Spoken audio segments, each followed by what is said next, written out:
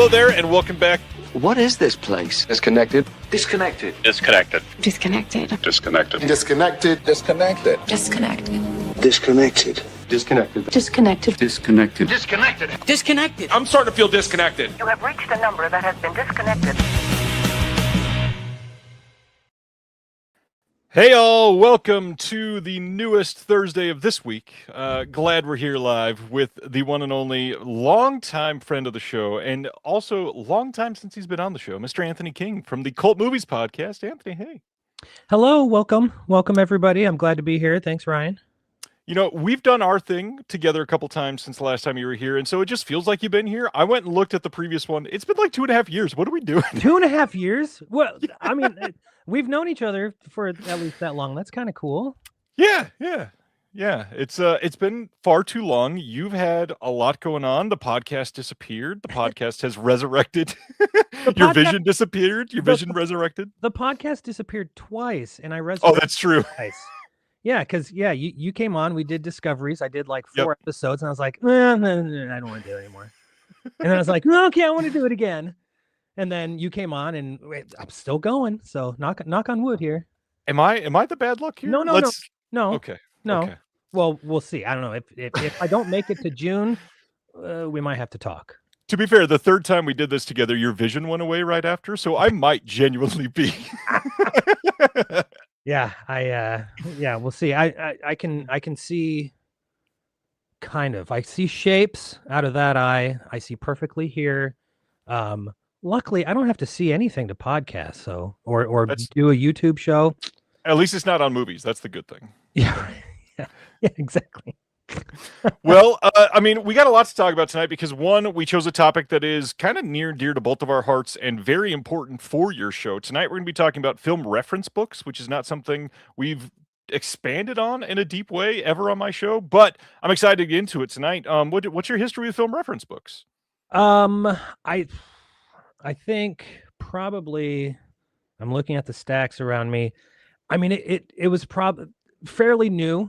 I think I would come across movie guides probably, in the library, the school library when I was a kid, but never thought much about it. But then when I discovered who Danny Perry was, it was off to the races. And thanks to Bill Ackerman, and then is how I first got introduced to Danny, and then Pure Cinema, of course. Yeah. And so got all of Danny's books, and then it's just become, I mean, like, honest to God, I've got a bookcase full of movie books, bios, guides, whatever. And have I read all of them? No. Will I ever read all of them? Probably not, but it feels good to have them. It's just like being surrounded by movies. Yeah. Are we going to watch them all? Hopefully. But I'm going to die trying. I will say that. Yeah. I mean, I have my watch list of just stuff that I own is embarrassing, and we all know subtle shake there. We all. I mean, my wife is watching right now, and she's upstairs like, yes. Why do you agree with that? What the hell? But you got 4 packages this week, Anthony. Come on. Seriously. Yeah. So, but yeah, I mean, I don't know. I've always been a big reader my entire life. So I have a huge library of bios, narratives, whatever, novels. But like a film book is its own beast. And there's one thing, like going through a big list on Letterboxd or IMDb or whatever, but like cracking open a book is, I don't know, it's a different thing. And then, a lot of these books are like all my Danny books. Of course, those are all way out of print. And so I buy them used. And that's my favorite thing is I crack the package open, and then I open the book, and like, it smells like an old book, and it's the best. And you can't get that from browsing a letterbox list. Hopefully not. I don't know. Maybe someday with technological advancements, I'd love that. They'll include that. Yeah, who knows? But yeah, God, just movies, books, movie books. It's the best. I fully agree. Share a lot of the same sentiments. In fact, you've already taken multiple of my talking points that I wanted to bring up tonight. Because one of the things I view film reference books, and I hope you do the same, as very different from all of the biographies and autobiographies. Those are you approach them with different missions in mind. Yep. Um, are you a voracious biography enjoyer? I am. I do prefer nonfiction over novels, and so I have a ton of biographies. A lot of filmmaker bios, but also like I just got The Power Broker, written by Robert Caro. Uh, I know nothing about Robert Moses, but it just sounds interesting as hell. And it's like 90,000 pages long. It's going to take me Yeah. forever to read it. But yeah, it's just the funny thing is, I was a terrible student in school. I got kicked out of college. I was just all around terrible, not a good studier, terrible test taker. Yet I love learning and I love gaining knowledge. And I think that's one of the reasons I like reading biographies. Of course, my head is full of useless shit now, but still, I don't know. I feel good about it. I'm the same, and actually, I'd kind of liken that a lot to why I love documentaries. Like, I find Yeah. myself watching tons of documentaries. Yeah, well, like I told you, I was a judge for a film festival years Mhm. ago, and I was part of the team that went through all the documentaries that came in, and it was fascinating. Most of them were poorly made, but still, I got something. I learned something from each one of those, and I love that feeling. Agreed. Same. Which is why, I mean, spoiler alert, when Antenna comes out and our first title is a documentary, we have multiple documentaries signed, folks, by the way. There are lots more in the pipeline to discuss because Billy Ray and myself are like huge into the doc scene. So there's going to be a lot coming on that front. I probably should not say much because I'm going to be an idiot and reveal things that I shouldn't. So after that, one of the other things that you brought up that I want to talk about is the smell of books.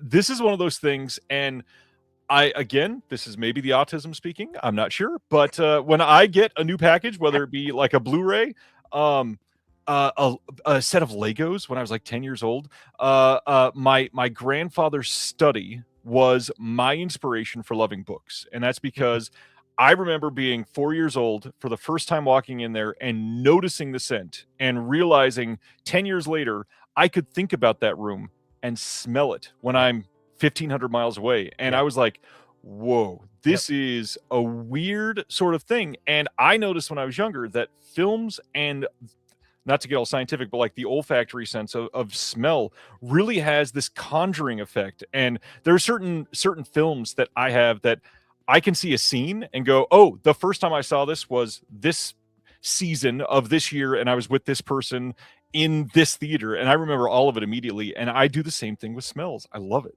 Yeah. Smell is my number one sense, in that it like recalls so many memories, like from decades and decades and decades ago. Like when I got one of my Danny books, I can't remember which one. It might be Cult Movie Stars. Came from an obvious pipe smoker's house. And like, so I opened it and like I was kind of, fanning through the pages, and that smell Yeah. of like pipe tobacco, which is great. You can smell the pouch. Like it smelled so good. And it took me back to my great grandpa Elmo in his house, because he was a pipe smoker. And it was like, what the fuck? It's crazy. I love it. So yeah, smell is huge. Okay, so this is a funny thing. Last week, maybe it was 2 weeks ago, I was telling Bobby, I work at a school. I'm the head cook at a high school here in Omaha, and every now and then I'll walk into the kitchen and it will smell like the cafeteria from when we were kids. That very distinct smell, and it's very hard to describe. And people are like, "Well, yeah, of course, it's a school cafeteria." It's not. Like we do things differently. It smells more like a restaurant in our joint. But every now and then, like, I'll take trash out and then walk in the kitchen and I'll be hit with that smell. And like, it's like I matrix all the way like back to when I was in second grade at Lakeview Elementary, and it's like, holy fuck, I'm back in the the gymnacafetorium. It's crazy. So yeah, smell is huge for me. I am so glad I found somebody with that similar mindset right now. That is great. Madhouse had a question in the chat. Wants to know, does Antenna take suggestions? And I already answered yes. I will literally look into everything. Anthony's already sent a list over. I've got it saved. I've looked through about half of them already. Madhouse wants to know, should I use the Ryan ad email on the site or go through the contact us? Honestly, either one. Contact us just has another person that can see the email, but if you want it to just be me, because it's a private conversation, I use the Ryan one. I don't care. Either way, I'm reading it because that's what I do. We got a lot to talk about tonight, though, so we should probably stop talking about my grandfather's tobacco. Let's go into pickups, because one of the people that I'm always excited about is somebody like yourself, where you don't usually share photos of what you're getting in the mail or what you're hyped about recently. And then I find out at the end of the year what you really loved throughout the year. So what have you been getting in the mail recently? All right, I got a stack in front of me here. We're going to start with the package I got in today. Sweet. Okay. I prefer to support the small businesses, okay? But sometimes you can't beat Amazon's prices. Yeah. And they had this box set from Severin marked down from $75 to $50. And I was like, I have to do it. And I've been wanting because I love all these movies, and I've been wanting to get this box ever since it came out. But it's the Lenzi Violent Streets. Oh, dude. I was so ready. I thought you were going to say this one, because I just did the same thing. Oh my God. Yeah. So I was going to share that next week, but yes. Umberto Lenzi is maybe behind. He might be my favorite director of all time. Larry Fessenden is my living director, but Lenzi, Lenzi, which is crazy, because it's like, what? Why? The man could do it all, but his crime films are so good. I love Italian crime films, and I mean, this is the Stephanie Crawford knock test, like hard box, and it comes with 2 soundtracks. Yeah, incredible. So, anyways, got that just in when I got home from work today. Criterion sale, flash sale. I've been in a real 80s mood, and these are 2 that I've been wanting forever. Tootsie and the Breakfast Club. Nice. Hadn't owned either, which is crazy. I hadn't owned Breakfast Club, but so I say what you will, but I love those Brat Pack movies from the 80s. And yep. Tootsie, I think, is maybe my all-time favorite feel-good movie.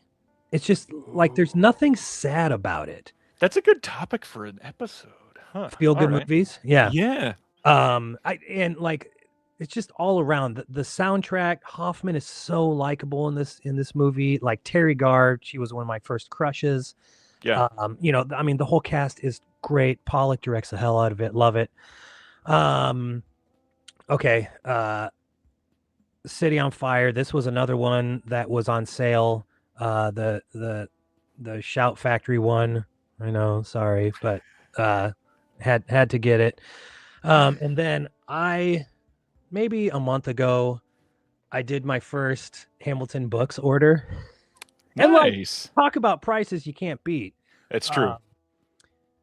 And I've spent so much time on Hamilton Books website, like filling a cart, and you could fill your cart with $3.99, $4.99 movies, and then when you're done, it's like $500. What?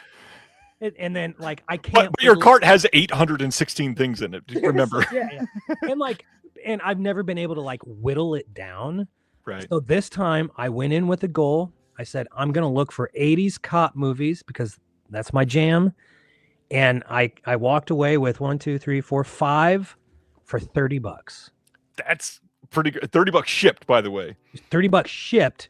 2 Kino Lorber with sleeves, and let's see, Mill Creek. Yeah, and one of them is a 4K. Okay, that's crazy. That's not bad, yeah. Okay, Catch the Heat is the first one. I'd never seen this, always wanted to. Great 80s cop movie starring Tiana Alexandra as Checkers Goldberg. A one-woman strike force heats up the war on drugs. And she goes toe-to-toe with Rod Steiger, who is like quietly menacing in this movie. Okay, the other Kino with the sleeve. Number One with a Bullet.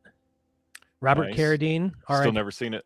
Billy D. Williams. Super fun. You know, everybody's like, oh yeah, Revenge of the Nerds, Robert Carradine.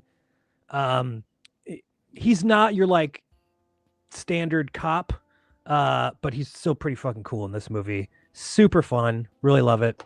Okay, the 4K I got was Red Heat, which is another super fun, great Chicago movie. Walter Hill, you know, Belushi and Schwarzenegger. It's super fun. Solid script in that one. What's that?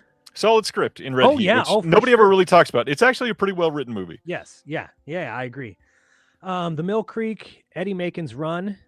If anyone's ever seen this, another super fun. Kirk Douglas. I think this is where the phrase "I'm getting too old for this shit" comes from. So this is 1980 or 81, I think. That's pretty early. So he's John Schneider is an escaped convict. Kirk Douglas chasing him down.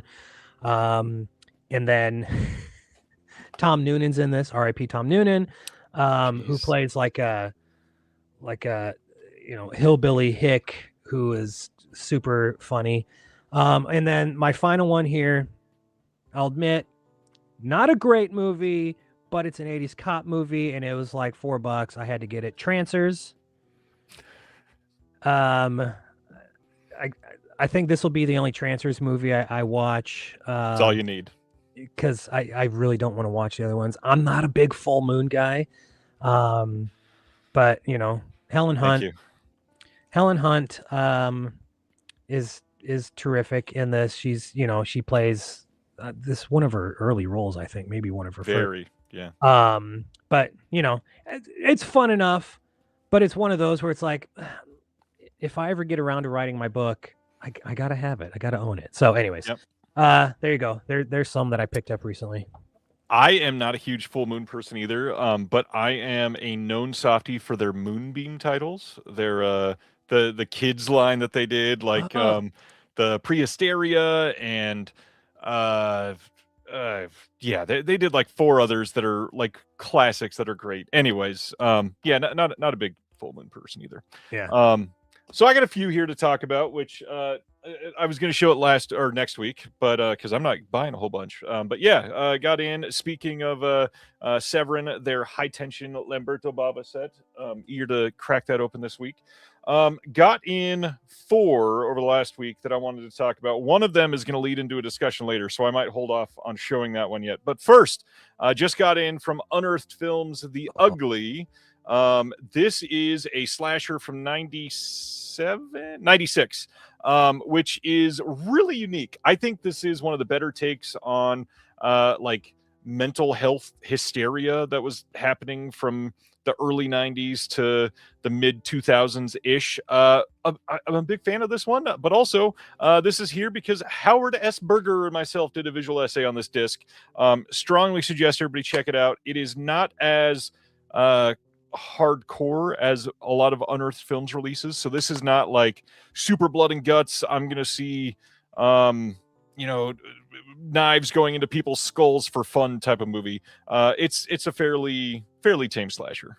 There you go. There, when I think of Unearthed, I think of Dead Girl. Yes. And I've got one of my film reference books I was going to talk about Unearthed for a Serbian film, which is the other thing that people go to with that one. The Ugly is a lot of fun, so check that out. Cool.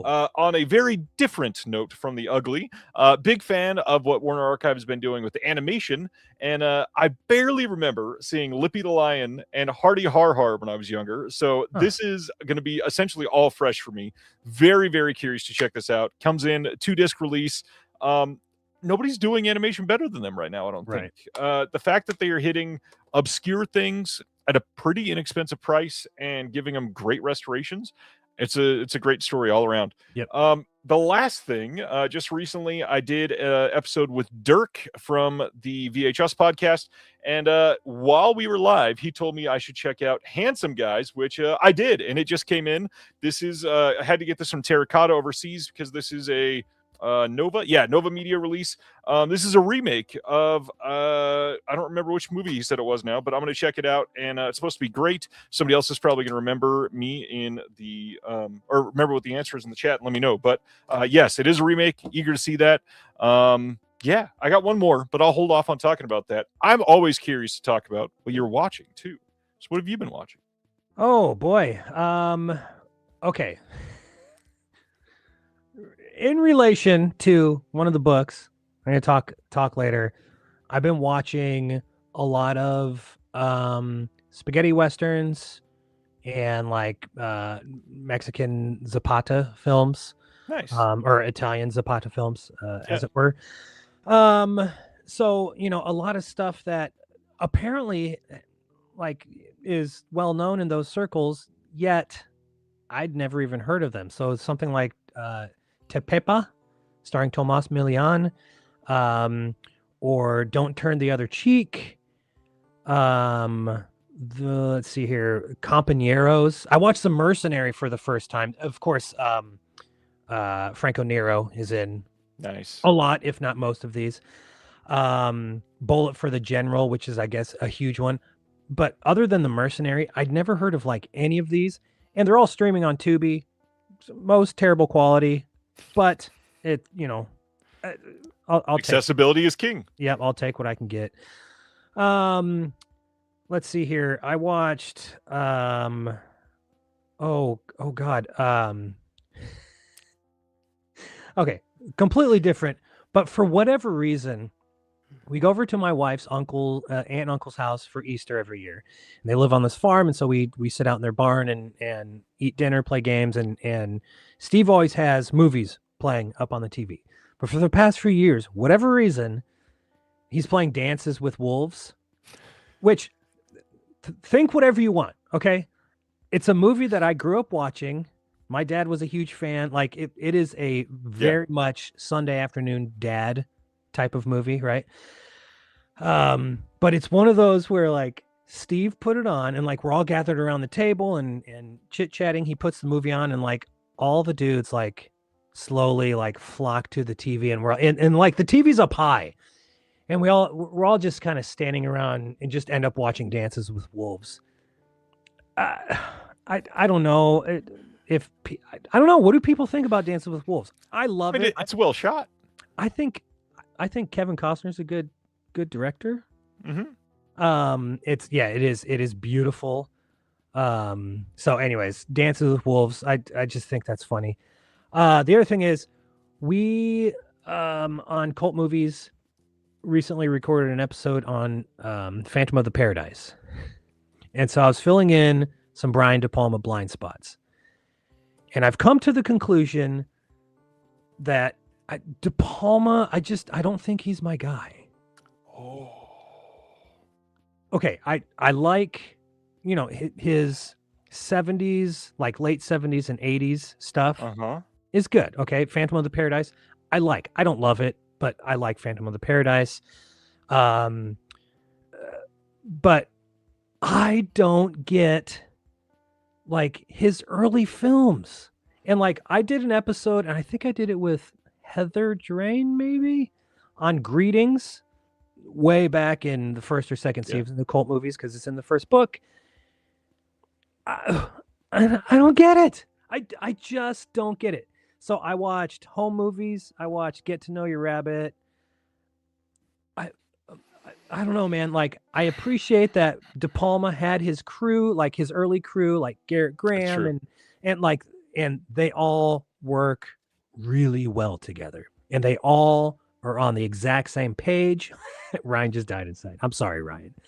And I love that, like, they get each other's humor, but I don't get it, man.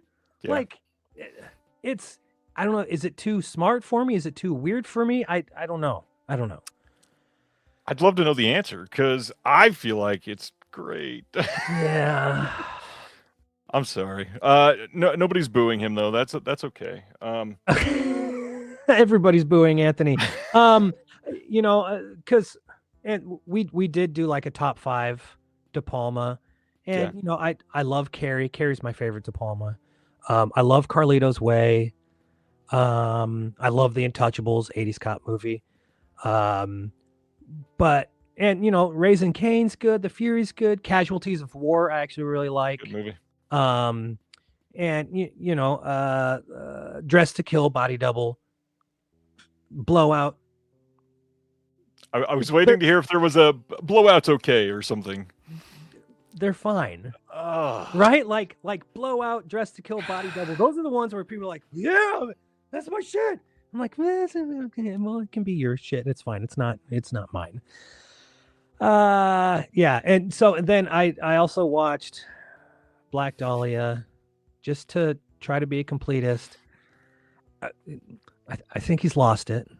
Really think he's lost it? I like Black Dahlia. Really? Yep. Oh my God.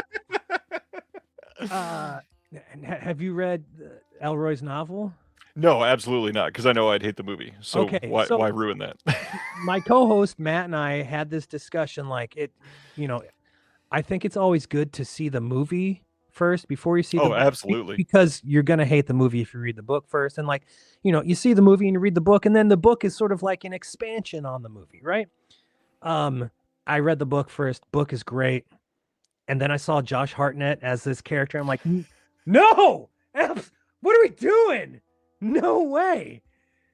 Yeah. So, I still need to see Femme Fatale, Passion. I haven't seen Bonfire of the Vanities.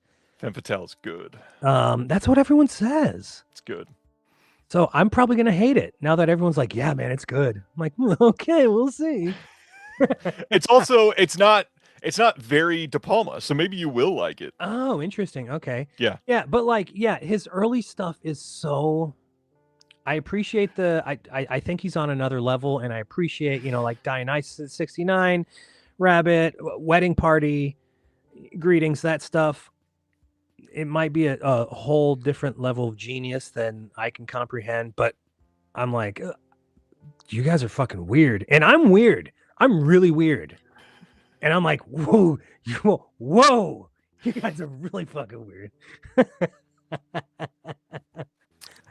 Okay, that's it. I don't want to piss any more people off. There we go. I'm done. De Palma is like one of my guys. That's the hard part. And I mean, yeah, Black Dahlia defender. My wife loves Black Dahlia, and it's not just sticking up for her. It might be Stockholm syndrome in a little bit, but it's entertaining at the very least. But yeah, saying Blowout is fine is borderline like heresy. I know. I'm sorry, you guys. Like, I tried like Phantom of the Paradise. This was like the 3rd or 4th time I watched it, and like the first time I was like, I don't like. It was so hyped up to me, and people were like, "This is an Anthony movie," and I watched, and I was like, "It's a masterpiece. It's not an Anthony movie." And then I was like, maybe I was in a bad mood, and so like each time I've come at it like, okay, something was wrong with me when I was watching it, and like every single time I walk away with it, and I'm like. It's fun, whatever. Jesus. Snake Eyes. I like Snake Eyes. I like Snake Eyes more than Phantom of the Paradise. At this time, I don't know if that's an endorsement or. Well, the good thing is that episode has not been released yet, so maybe we can scrap it. Hey. All right. So my thing real quick, most of mine is from a very privileged point. This whole last week in Kansas City has been Panic Fest. So here is the pass for Panic Fest. Attended a bunch of stuff that is not out yet. So I'm not going to say much. Just going to try to hype everybody up on some films that you should see. One Asian action film called The Furious that is coming out is a masterpiece. A lot of people are saying it's The Raid, but better. I won't say that it's better, but I will say that if you are a fan of The Raid, you will love this. It is different type of choreography. It is really well made. The action is incredible. It's that finite level of silliness with really serious action coupled with just hilarious over-the-top gore in a handful of scenes. It's a really great revenge story. There's certain things that happen, like especially in the police station at the end. As long as you remember that, you're gonna go, oh yeah, this is that one. There's certain scenes that happen, and you're like, man, how have they never done this in a movie? It is so great. Wow. Check out The Furious. I think that comes out end of May from Lionsgate. But then really quick one, Jump Scare. If you get a chance to see that, it is essentially the horror version of Scott Pilgrim, and it's entertaining beyond belief. It is meta, it is kinetic, it is colorful, really well made, a lot of practical effects, some really fun blood, interesting story, but it's really not about the story. It's mostly about watch this and be along for the ride. There is a really fun movie called Frankie Maniac Woman, which I kind of did not like when it first happened to me, which all great movies happen to you, by the way. Okay. I walked away from it and thought about it for a little while and went, wait a minute. No, that was a blast. Our lead actress in this, her name is Dina something. I don't remember her last name, but she is incredible in this. It is a really great female slasher, which is not something that we get very often. And at first, it comes across as this fat phobic story, and it turns into something way more than that. It's very entertaining. I think a lot of people like it. For a lot of people, if you're not super into the lower budget, kind of slow going, but really great exposition mixed in with, they really pulled that off with this budget type of movies. You'll like this, but if you're adverse to that, probably don't give it a shot, really. But then the big ones, obviously most people are going to see these, so I won't go into any huge detail, but I got to see Curry Barker's Obsession. I got to see the highly anticipated for so many people, Damien McCarthy's Hokum, which is coming out soon. I think that's in like 2 weeks. And then the other one, which not a lot of people are talking about, I think it comes out in June, Leviticus, Australian film, also coming from Neon. As far as all three of those, I would say my favorite is Obsession by far. Some of the best horror acting I've seen in years, like might even be up there with Toni Collette in Hereditary level of acting. Wow. And I understand that is praise that a lot of people in the horror genre and fans of the horror genre don't want to hear, but the lead female in Obsession is giving Toni Collette in Hereditary, but not in the I'm screaming my head off and you think I'm crazy for the entire movie. It's how are you pulling this off with your body in that type of way, type of performance. So go check that out. Hokum. I am one of the odd ones that did not get to see Oddity. I also never got to see Caveat. So this was my first Damien McCarthy. That being said, I'm now dying to see Oddity. I hear Oddity was great. Hokum was very entertaining. Adam Scott, incredible in it. It's also not like super action-packed. It is sort of a slow burn. And I know certain people, when you hear the term slow burn, you kind of turn off. It's not that type of slow burn. It's very much like a haunted house. There's spooky things for your eyes in every scene, and I'm going to be increasing my tension up and down throughout this entire movie type of movie. But it is not something where there's, balls to the wall action every 4 minutes or anything like that. Mm-hmm. It's interesting. I think you're going to like it. It's great. Leviticus. It is essentially a modern queer take on It Follows in a very different way. And my goodness, there are a couple scenes in Leviticus that are very tense that you don't expect to be, especially because not much is happening in a way that should create tension. But because of how they built the story already, you're like, oh shit, this is a regular person. And now I'm terrified. That sort of thing, I think, is a really smart way to build horror because you don't have to spend a lot of money on effects. And because of that, it's well made. It's exciting. It's unique. It is a very, very interesting film. I think you'll like it. If I'm ranking those 4, because those are kind of the big ones that are about to come out, or 3, I guess, because I mentioned 5. That was a really dumb way. Anyways, Hokum, Obsession, and Leviticus. My favorite is Obsession. My type of horror, Hokum is number 2, but for a lot of people, I could see Leviticus being number 2. Leviticus is just under Hokum for me. That being said, I kind of think Obsession is about to be this year's Weapons. In that a lot of people are going to think it's their favorite movie of the year, and it's great. And then very vocal, like 20% of people are going to say everybody loves it, so it's a shitty movie. Oh, yeah. It's not. It's really great, and I think a lot of people are going to like it. Please check it out. Leviticus is going to get a lot less people watching because it's queer horror and it's neon, and a lot of people are like, I hate queers. And a lot of people are like, I hate neon. You all suck. Go watch it. Queers are great. Neon is great. It's a great time. Go watch Leviticus. That's all I'm going to say. To bring the mood down, why don't we talk about the physical media news that came out this week that everybody's kind of pissed off about? Did you hear about Disney, Anthony? I sure did. Okay, so news this week dropped that Disney has laid off 1,000 people. And first off, that sounds like a lot. It's Disney, so it's like a drop in the bucket, first of all, which is a shitty thing because it's a corporation. 1,000 people doesn't mean anything to them. That's the weird, we are distant from being human sort of discussion on this. Now, the thing after that sucks is they worded this very specifically in a way that can be the roof is crumbling in all of us and we don't know what to feel. It could also be very, well, what does this mean? It could also be very, well, this doesn't mean at all what everybody's saying. And the answer is it's probably somewhere in between all of those. So the way that their press release, which by the way, wasn't a press release, just somebody reporting on this, came out is that they laid off 1,000 people essentially in their PR department. This is people that are breaking news on what is coming out through Disney. And for Disney, you can probably see why. Why do they need to share all that? It's Disney. People are going to share the news no matter what. You don't need that type of PR. The reality is you do. All of that marketing starts from within. All of that marketing is done by people who have spent decades building up the skill set. But then you get to the bottom part of this, and it says it includes everybody in their home entertainment division. What do you think that means, Anthony? My first question was how many people, but I mean, and whether that matters or not, I don't know. But you know, it was doom and gloom at first for me. Yeah. But it's not like I buy a lot of Disney media, but still, you know, it was all doom and gloom. I don't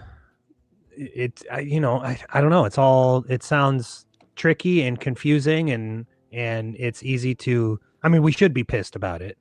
Yeah. But, you know, I want to know more. We won't know more, but I want to know more. Why?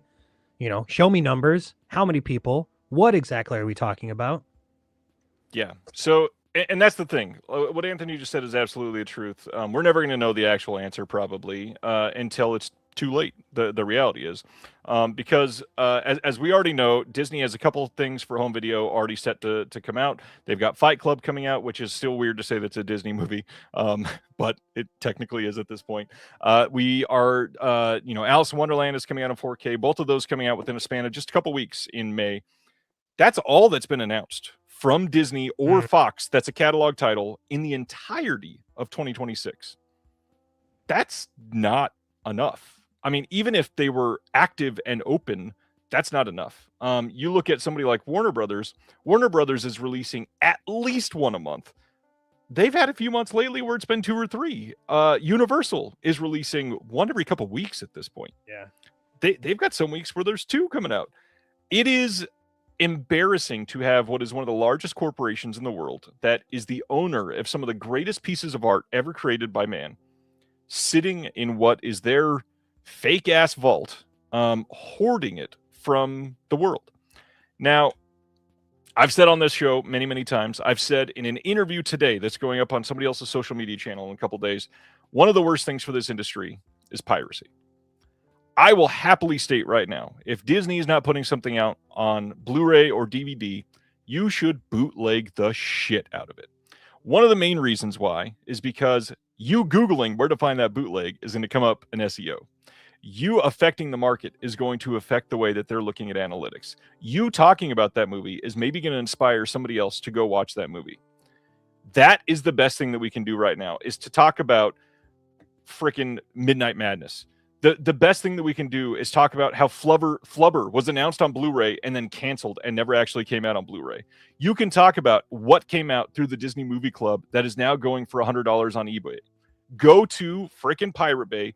Go to whatever site that you're using. Go to Stinky Tuna. Go to all of these other places and buy old Disney movies that you can't get on Blu-ray and get it in your collection so that you can show your kids, so that you can show your friends, that you can do what you can to make an impact on these films that are not getting released.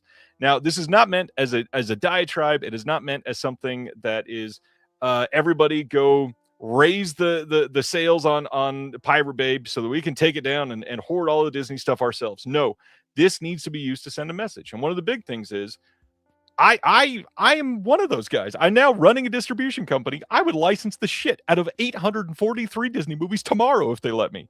I couldn't afford to even license one, but that's a different story. That being said, we can do what we can to try to make this be something that changes. Really, the only thing that we can is affect change through numbers. Disney has money. Altogether, we don't even have Disney money. That's the embarrassing thing. So the only thing you can really do is speak with your wallet. And what you should do is cancel Disney Plus, first and foremost. What you should do is bootleg the films that you want. Increase that and get interest in those movies around the world. Buy your friend a copy if you need to.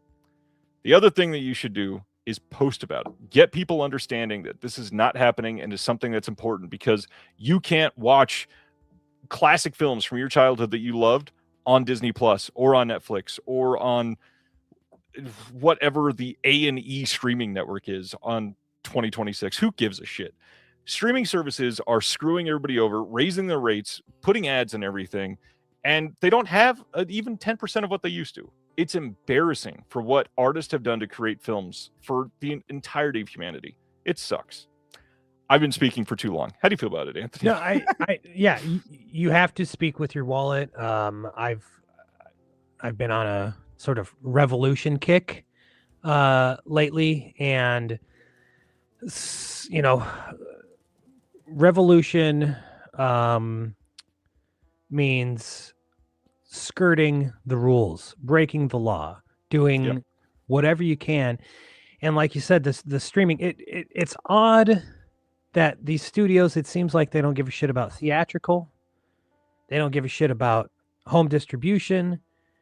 It all comes down to streaming, and then like feeding us what they want us to see. And something else that made me sick to my stomach yesterday was this story about, and who knows if it's true or not, but the band Geese, it turns out that they were a PSYOP experiment where like they blew up out of nowhere at the end of 2025. And that's what I think all of this is. All this streaming shit is like some sort of psychological thing that these companies are putting us through, and we can make the choice not to play along with their dumbass fucking games. Yep. And we're gonna have to break some shit. And that's not to say go steal from small businesses or anything like that. But when we have companies that are eating each other up and then becoming one giant company, we're going to be left with 2 or 3 fucking giant companies that are force feeding us what they want us to see, because they're trying to sell something else. And we don't have to do that. Like, we don't have to be a fucking zombie. We have brains. Like you had a brilliant Facebook post the other day about AI, like so many people using AI just to do menial shit, make your grocery list, write an email, whatever. People aren't using their fucking brains anymore. And like, that is to me so disgusting and infuriating. And so this is a way to use our brains, and we don't have to fucking play their games. I'm with you. Like, go out and support these boutique labels, and watch some shit that actually fucking matters, like real art, not this bullshit that Apple or Amazon or Disney or whoever is like churning out that is completely forgotten about 2 days after it comes out. We can support the small businesses with our dollar, and like, buy fucking, and like, think what you will, like, yes, it's a box set of exploitation films. It's also fucking history. Like, a lot of it's also not available on any streaming service. Right. A lot of this has to do with like what happened in the years of lead, right, in 70s in Italy, and the essays and the commentaries and everything involved with this. it was like what we were talking about earlier, reading, biographies just because we like to learn shit. We can buy fucking transfers and learn something. Maybe, I don't know what's on the Tim Thomerson commentary with Charles Band. Well, we probably won't learn anything from them, but it's the news is bad all around, like everywhere, and it's really depressing. So sometimes I just have to like shut it all off and like ignore it, and I think that's okay every now and then, because we're gonna fucking drive ourselves to an early grave if all we're doing is like paying attention to all the bad shit that's happening in the world, all the bad news that's happening in the entertainment industry. So anyways, speaking of turning it off and not being able to understand everything, one piece of argument that I want to kind of push back on here is I see, and I've already had at least one or two people say it in the chat during this, it's all right, nothing's gonna happen. Sony took over distribution for Disney. What Sony did is they were hired to handle manufacturing. Disney still did everything internally. They chose what to release. They chose what titles to restore. They chose what extras to put on the discs. They chose what art to use. Sony did fuck all except for receive an email and put it on a disc and send it out via their distribution system. While that's necessary, it's not going to mean they can now go out and release Treasure Planet on 4K like you're wishing for. Nothing's going to change on that front. They don't have access to titles. They don't have the Disney vaults at Sony headquarters. They were just standing there waiting for Disney to say, "Oh yeah, we give up. You choose what you want to do."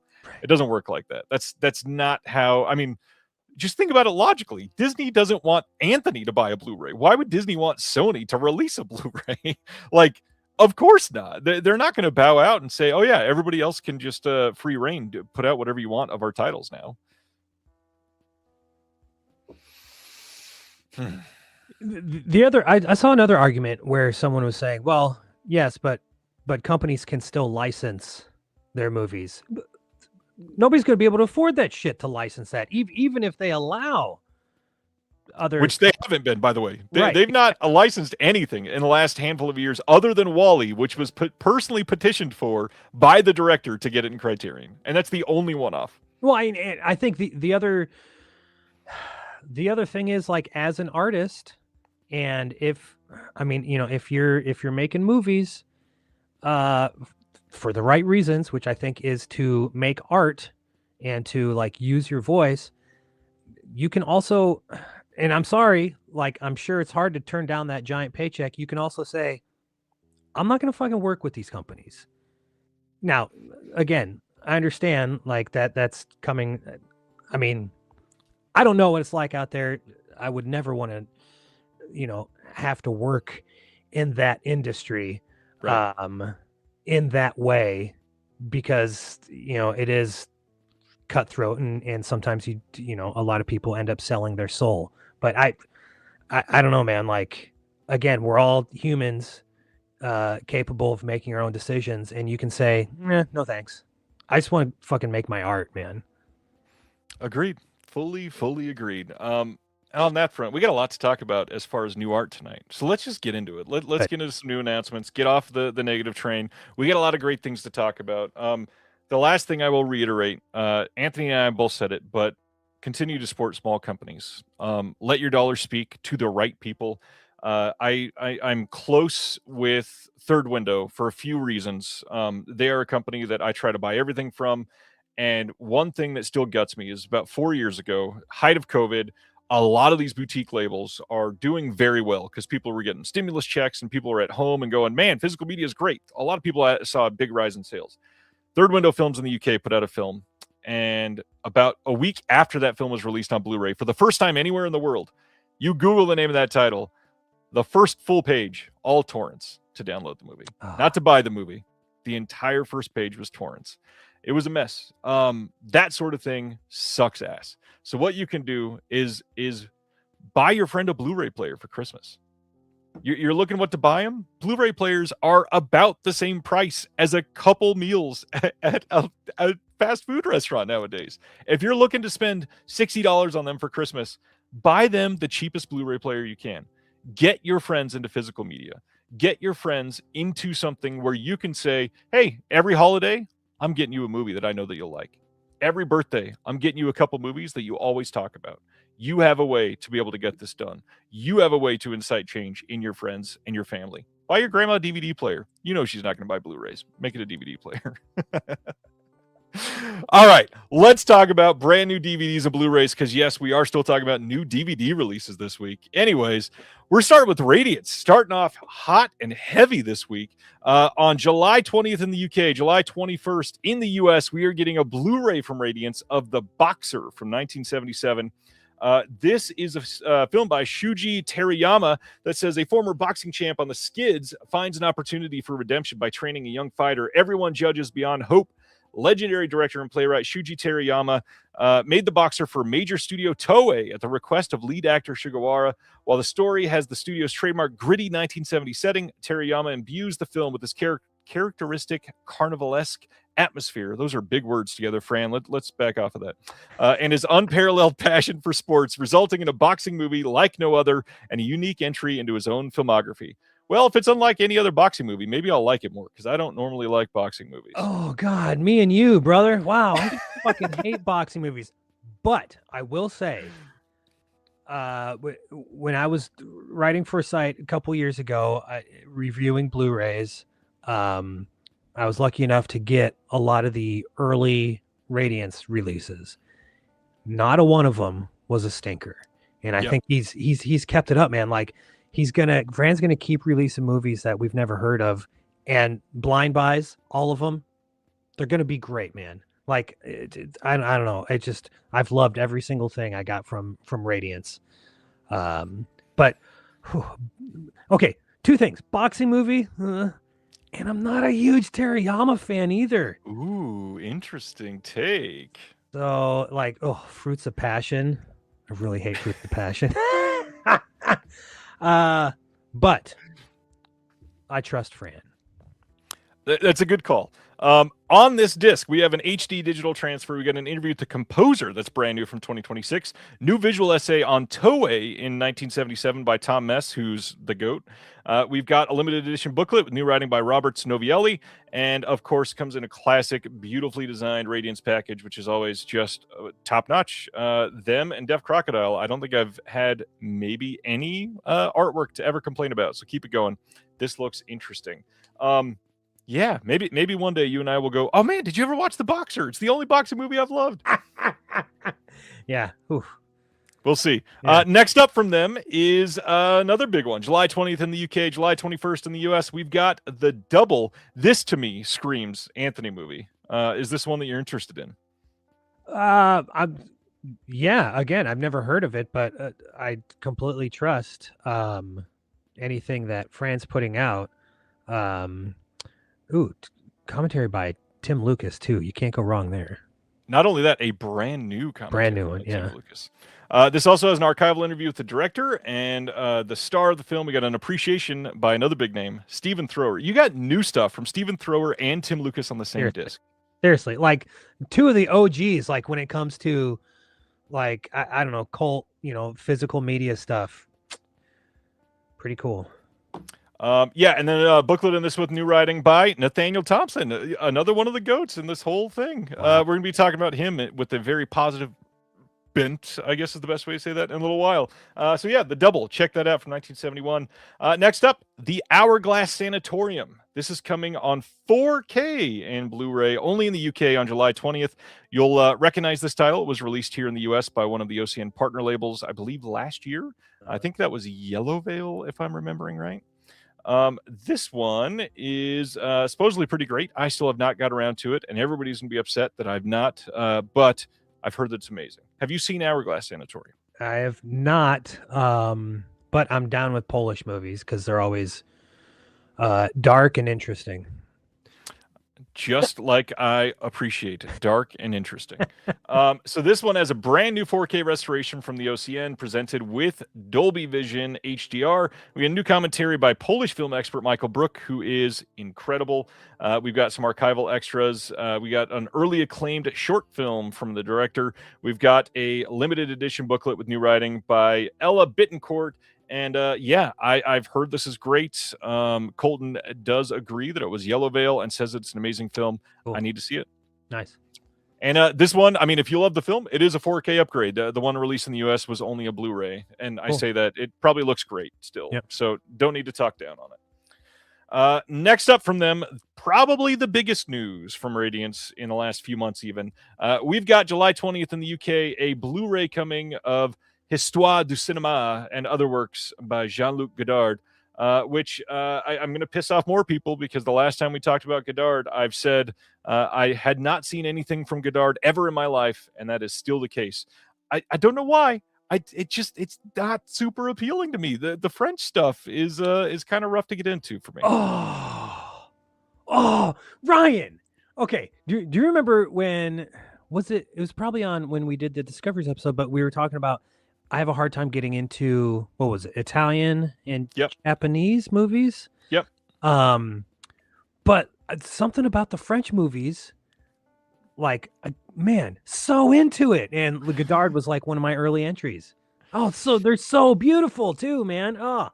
I know. I am a failure to all of cinema, and this channel is now canceled. I get it.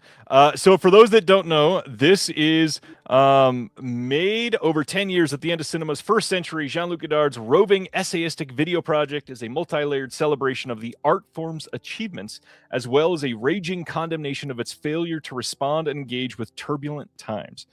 That sounds incredible by itself, and obviously sounds very interesting. I got to admit, the handful of people that I usually trust about movies told me very extreme things about this over the last week since this announcement. One side, that this is a stone cold masterpiece, that every single minute of this needs to be consumed by everybody that's ever loved film, and you will appreciate it even more. The other end of that spectrum said, this is incredibly pretentious, just absolute drivel. And anybody that watches this and says it's amazing is so full of themselves. Ooh. Have you seen this, Anthony? No, but my God, I want to now. I want to be pretentious and full of my.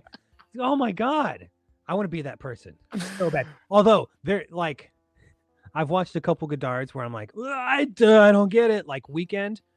I didn't get it. I got to go back to it. But so this might be one of those where it's like, whoa, this is way above my head, but I want to get it just so I can be, that person where people are like, oh, you're full of shit. I don't believe you. This is going to have all 8 episodes of the Histoire du Cinéma viewable with 2 optional English subtitle tracks, a narration translation, and annotated subtitles by Felicity Chaplin identifying clips and images, which that's really cool that you're given it that double option. Godard's anti-film commissioned for the 500th anniversary of the Swiss city of Lausanne is on here from 1982. Creative partners Godard and Melville discussed their work, co-directed with the Anne-Marie Melville from 1985. Some other handful of archival extras. Godard presents his idea for a 6-chapter feature film from 2024. Godard's final work from 24 is on here. New intro by Michael Witt is here. New interview with Michael Witt. New interview with Godard collaborator Bernard Eisenschitz. Just all kinds of stuff. Of course, there's a new booklet. This is a hardcover release. I mean, this is a big one. For so many people, this is something that they've wanted for a very long time. And I got to be honest, it's quite obvious. Criterion probably has the rights to this and will likely come out through Criterion eventually.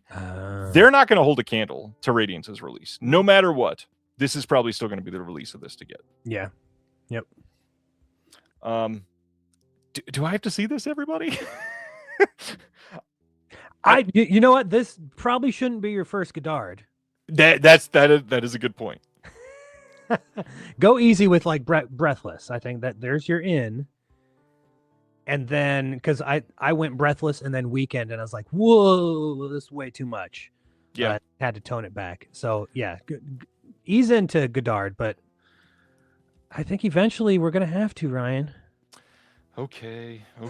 maybe you and I got to cover Godard at some point together. Ooh. That's fine. I do like Stan's comment who says, Godard's a weirdo, and I love him. That alone is really fun there. Hell yeah. Okay, here's somebody else. The Vid says, Breathless and Contempt are the only Godard films I ever liked. Okay, everybody seems to like Breathless. I get it. People wanting me to see Alphaville. I get it. Okay, right here and now. Ryan, you're coming on Cult Movies Podcast to talk about Breathless. Okay. Right. I will commit to that. After the show, we'll set up a date. There Sweet. it is. All right. Next up, equally pretentious, on July 20th in the UK, we are getting a 4K Blu-ray dual format release of Nicolas Cage in Vampire's Kiss from Radiance's Transmission line. This is a film from 1989 that is big. It's got Jennifer Beals in it. This was previously released in the US by, I believe, MVD Rewind and Shout Factory at some point way back when. This is a brand new 4K restoration from the OCN. We got a new interview with the director, Robert Bierman. We got a new interview with the composer, Colin Towns. New audio commentary with Kim Newman talking about Vampire's Kiss. And Nick DeSemlin on this one. We got an archival commentary. We've got Robert Bierman's short film, The Dumbwaiter from 79. And then we got a limited edition 40-page book in this one as well. That is going to have new writing from Julia Armfield and Justin LaLiberty of Cinematograph and Vinegar Syndrome, plus a pull-out poster and 6 lobby card-style postcards. How do you feel about Vampire's Kiss? It's, pretty silly. It's not a bad movie, but it's weird. I love reading and listening to people's different reads on this movie because you can take it so many different ways. Yeah. This is a weird one to go with. I was not expecting Vampire's Kiss after Stuntman and then Night of the Juggler. Yeah. And then Vampire's Kiss. Okay. Cool. I'm down with it. I get it that it doesn't seem like an obvious choice. I will say this is one that obviously most people have not seen. I don't think that is a shocking thing to say. That being said, it's probably one of my favorite. I don't know. With Nicolas Cage, what do you say? Like one of my favorite 15 Nicolas Cage films? Sure, yeah. It's hard because he's done 317 movies, and that's just since 2022. Right. But he's got so many roles that are just sort of classic Nicolas Cage. This is one of the ones that I'm like, you know what? He actually went for this, and I like him in this. Yes, I agree. Yeah, this is something a little different from him. Yep. I agree. I like their design choice for transmission. I'm not normally one to love packaging that much, but the transmission setup that they've got is pretty sweet. I got to be honest. Are those? All right. Hold on. Are those like hard boxes that they come in, or just slips? They are hard boxes. Okay. It is. I believe it's one of the ones that's like the Vinegar Syndrome one, where it's a hard slip case and then the slip cover on the inside as well. Yeah. Okay. Got it. Yep. Cool. What is the best Nicolas Cage performance? Maybe not the best movie, in your opinion. Best Nicolas Cage performance, dude. Hold on. Bro. Okay. Honest to God, I think it's. Oh wow, that's really hard. Bringing Out the Dead. It's top 5 for me. I won't say it's the best one. It's the best. Okay, I forgot. I would say it's the best one. For me, it's got to be. Well, first off, the weird thing is you can't really give one answer for Cage because he's done so many wildly different things. Yeah. So for me, the trifecta of these: Raising Arizona. Okay. I've never seen Raising. Oh, do we have to schedule another episode? Seriously. Okay, Raising Arizona for comedy. And then just Wild Cage, and because it's Lynch, I have to say Wild at Heart as one of the 3. Okay. And then the big one, you got to have an all-going, full-blown drama. And honestly, I don't think he's touched Pig. I know a lot of people will say Leaving Las Vegas. His emotion in Pig is fucking insane. Wow, Pig. I haven't seen that yet either. It's great. But yeah. I'm a huge Cage fan. Love him. I love him. And when people talk shit about him, I think they only know the memes. Like, they haven't dug into some of the stuff that he's done. And yes, he's done a lot of like forgettable stuff. But he also has done some incredible stuff. That's another good pull. Terry says Valley Girl. Love that movie. Oh, he's God. great in that. That's probably my favorite Cage movie is Valley Girl. Yeah. But not the best performance. Best performance is clearly Bringing Out the Dead. Apologies. First time yet, they announced a second transmission title coming out on the same day. This is 2 Boxes, Televised Terror in Franco, Spain. And this is fucking great. It's got La Cabina and El Televisor. Spain in the early 70s was a country in transition with increasing economic prosperity and the expectations of a growing middle class in direct conflict with the dying Francoist regime, where state surveillance, media censorship, and social control was still the norm. And these are two films that came out during that time. And I love that we've gotten quite a bit of these Franco era films recently. These are two supposedly really great entries into that. We've got world Blu-ray premiere of La Cabina, HD digital transfer of El Televisor, new commentary on La Cabina with Reece Shearsmith and Steve Pemberton, new commentary on El Televisor with Jonathan Rigby and Kevin Lyons, who are both great, especially when it comes to European cult cinema. We've got new interview with Antonio Lazaro Ribol on horror in Francoist Spain, some archival interviews, and then, of course, a limited edition booklet new writing from Alex Mentabil. I'm assuming, just like myself, you have not seen either of these two films. No, but I love the idea of, I mean, we love a TV movie. Yes. But like a foreign TV movie. Yes. Love that. Absolutely. Yeah, and let alone two of them. This is one of the most super sentences I've heard about either of these two films. Adam in the chat says La Cabina is the greatest horror short film ever made. Ooh, that is a lot of praise. I need to see these, I guess. Yeah, jeez. Wow. All right. Well, thanks, Adam. I will be looking into this. This looks like a really fun release. A lot less to say about this because I know a lot less about these guys than I did Nicolas Cage. But again, great art. Radiance is amazing. This looks like a stupendous month from them. Cool. Speaking of stupendous, we are looking at a brand new release that is not shipping in a couple months. You can get this right now. Exclusively from Ronin Flicks, MVD Shop, and Oldies.com because I wanted to shine a light on this. I guess a lot of people have not heard about this. All three of those websites are now owned by MVD. MVD fully owns Ronin Flicks. It owns Oldies.com, and of course, MVD Shop. It's the same thing. You can now pick up from 1992 the Corey Feldman star vehicle, Meatballs 4. Did you know there were 4 Meatballs movies? I did know there were 4 Meatballs movies. I thought Corey Feldman was in the second Meatballs my entire life until I realized, oh, there were 4 Meatballs movies and he wasn't in till the 4th one. I didn't know there was more than 2 Meatballs movies. I got to be honest. Nobody asked for this. So this, as far as extras, we have a new interview with the writer-director Bob Logan. Nothing new with the Feldster, for probably obvious reasons at this point. Thank you. I'm very curious to see how this is selling. This is a little over $20 to buy this on Blu-ray. I mean, I don't see this one flying off the shelves, especially because it's an exclusive to those 3 sites. I think there are 4 or 5 diehard MVD Rewind collectors. There are. It was like the people who were diehard Vestron collectors, I think have now transitioned to MVD collectors.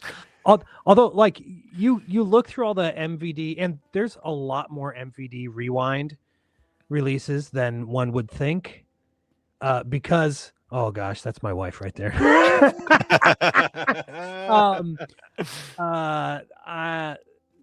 Because a lot of those MVD movies, you're like, oh yeah, I remember like just glancing at that in the video store back in 1994. Yep. Yeah, I'm also very curious. I think this would sell better than one would think because of Feldman. And the Meatballs name, by all means, is going to get some people who have never seen this. Have you seen the first Meatballs? Yes, quite a few times. Never seen any of the other ones. Same. Do you like the original Meatballs? Like is a strong word. It's fine. It's not top 50 80s comedies for me. Top 50? Yeah, it wouldn't. Not at all. I mean, it might be top 55 for me. It might be top 50 Bill Murray movies for me. Are there 50? Might be. Yeah. I don't know. That's another one. Like, it's another. because I always thought Meatballs, and I know we're supposed to be talking about Meatballs 4 here, but I alwa's thought Meatballs would be like a sex comedy. It's not as like sex comedy No. as you It should have think. been more raunchy. Like it's a lot sweeter than I expected. You know, the thing between Chris Makepeace and Bill Murray, and I kind of like that. It's one of my. I usually watch it every year because I do go through, like a summer camp movie phase, and it's one of those where I'm like, well, I don't hate it. Kind of makes me feel good. Not as good as Tootsie, but We're going to be talking about summer camp movies later tonight too. ooh, good. All right. All right. On that note, that I just completely interrupted you to talk about summer camp movies, like you were.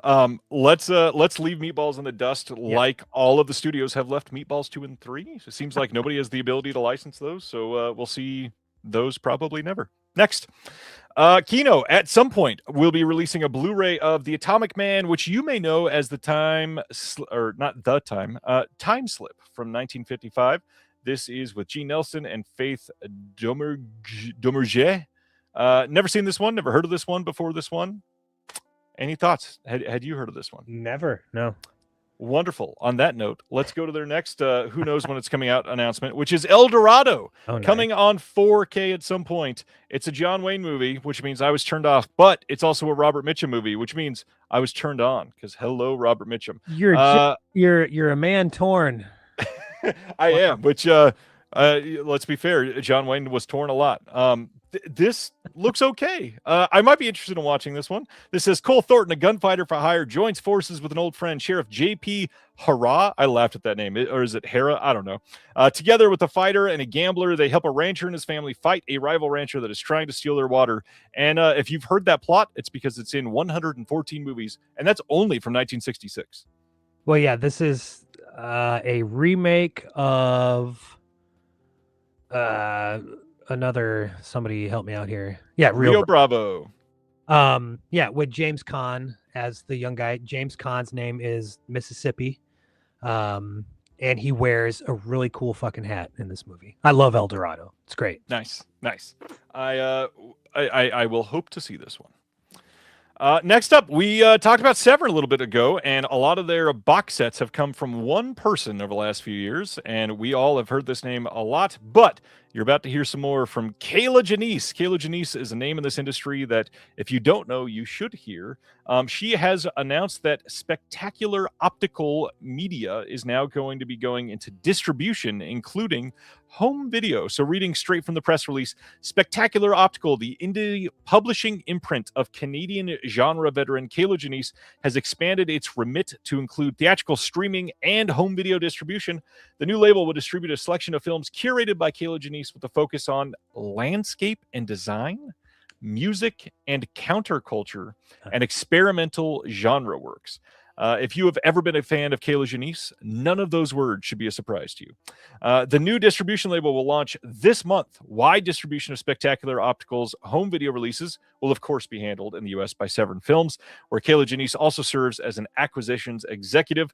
The company's first release will be Christopher Morris's 2023 film, A Year in a Field, which documents a year in the life of a 4,000-year-old Cornish standing stone. The rollout will include a special Earth Day TVOD release, which will release on April 22nd, followed by a collector's edition Blu-ray. TVOD, which, if you don't know about that, is a transactional VOD, which means it will just go to VOD where you can pay to purchase it or rent it. Spectacular Optical will be partnering with Severin to co-release a new 4K restoration of Waris Hussein's Melody, featuring songs by the Bee Gees. This restoration from the original camera negatives will mark the film's first official release in North America in almost 50 years. The company has also begun restoration on Burt Delling's 1975 Australian underground feature, Pure Shit, for its first ever North American home video release. Depicting 24 hours in the life of Melbourne junkies in search of a fix, the film was initially banned following a raid on the theater where it premiered. Pure Shit is being restored with elements held at Australia's National Film and Sound Archive, which I stood in just a couple of weeks ago. It's so weird that I can say that sentence out loud. Spectacular Optical is also handling Andrew Horn's 1984 independent melodrama, Doomed to Love. The film will land its first worldwide disc release with a new restoration from the original camera negatives housed at the Deutsche Cinemathek. Elsewhere, Spectacular Optical has also acquired Paul Wright's folk horror archive film, Arcadia, from 2017. That is a lot of information. Off-the-cuff thoughts. Anthony, what are you thinking? At first I was like, what? But the more, because I read the press release and I read, the announcements and stuff on the sites, and I was like, kind of a weird direction. But as I read more about the films, it really made sense for Kayla Janice, and a lot of this stuff is like right in line with two books that I'm gonna bring up later. So totally into this stuff, man.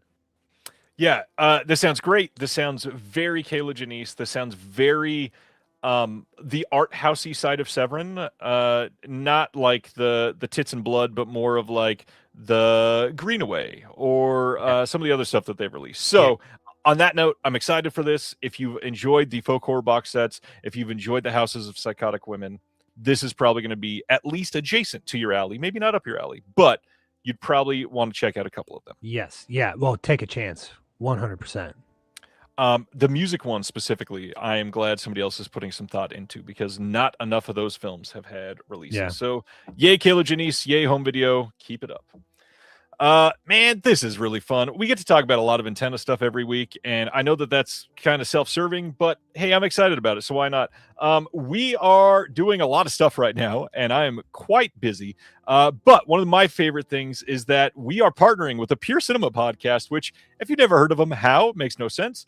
Brian Sauer from Just the Discs, Elric Kane from like 9 amazing podcasts, and a little entity called the New Beverly and Quentin Tarantino came together to make this amazing podcast. We're partnering with them and Brain Dead in LA, which is huge, like one of the more like DIY punk theaters. We're putting on a screening every single month. That is incredible. First thing, May 13th, The Jar from TerrorVision. This is like all of my favorite words all together. Please, if you're in Southern California, go to this. It's going to be a great time. Elric and Brian are going to be there to intro the film. If you've never seen The Jar, this is the 4K restoration. This movie is weird. This movie is like subversive in a few different ways. It is hearing the title The Jar is not at all going to make you think, oh, I know what this movie's about. It's great. Check it out. It's a fun time. Yeah, I haven't seen it, but I know, I'm a devoted listener to PCP, and I know how much those two love this movie. So very exciting. That's really cool for you guys, Ryan.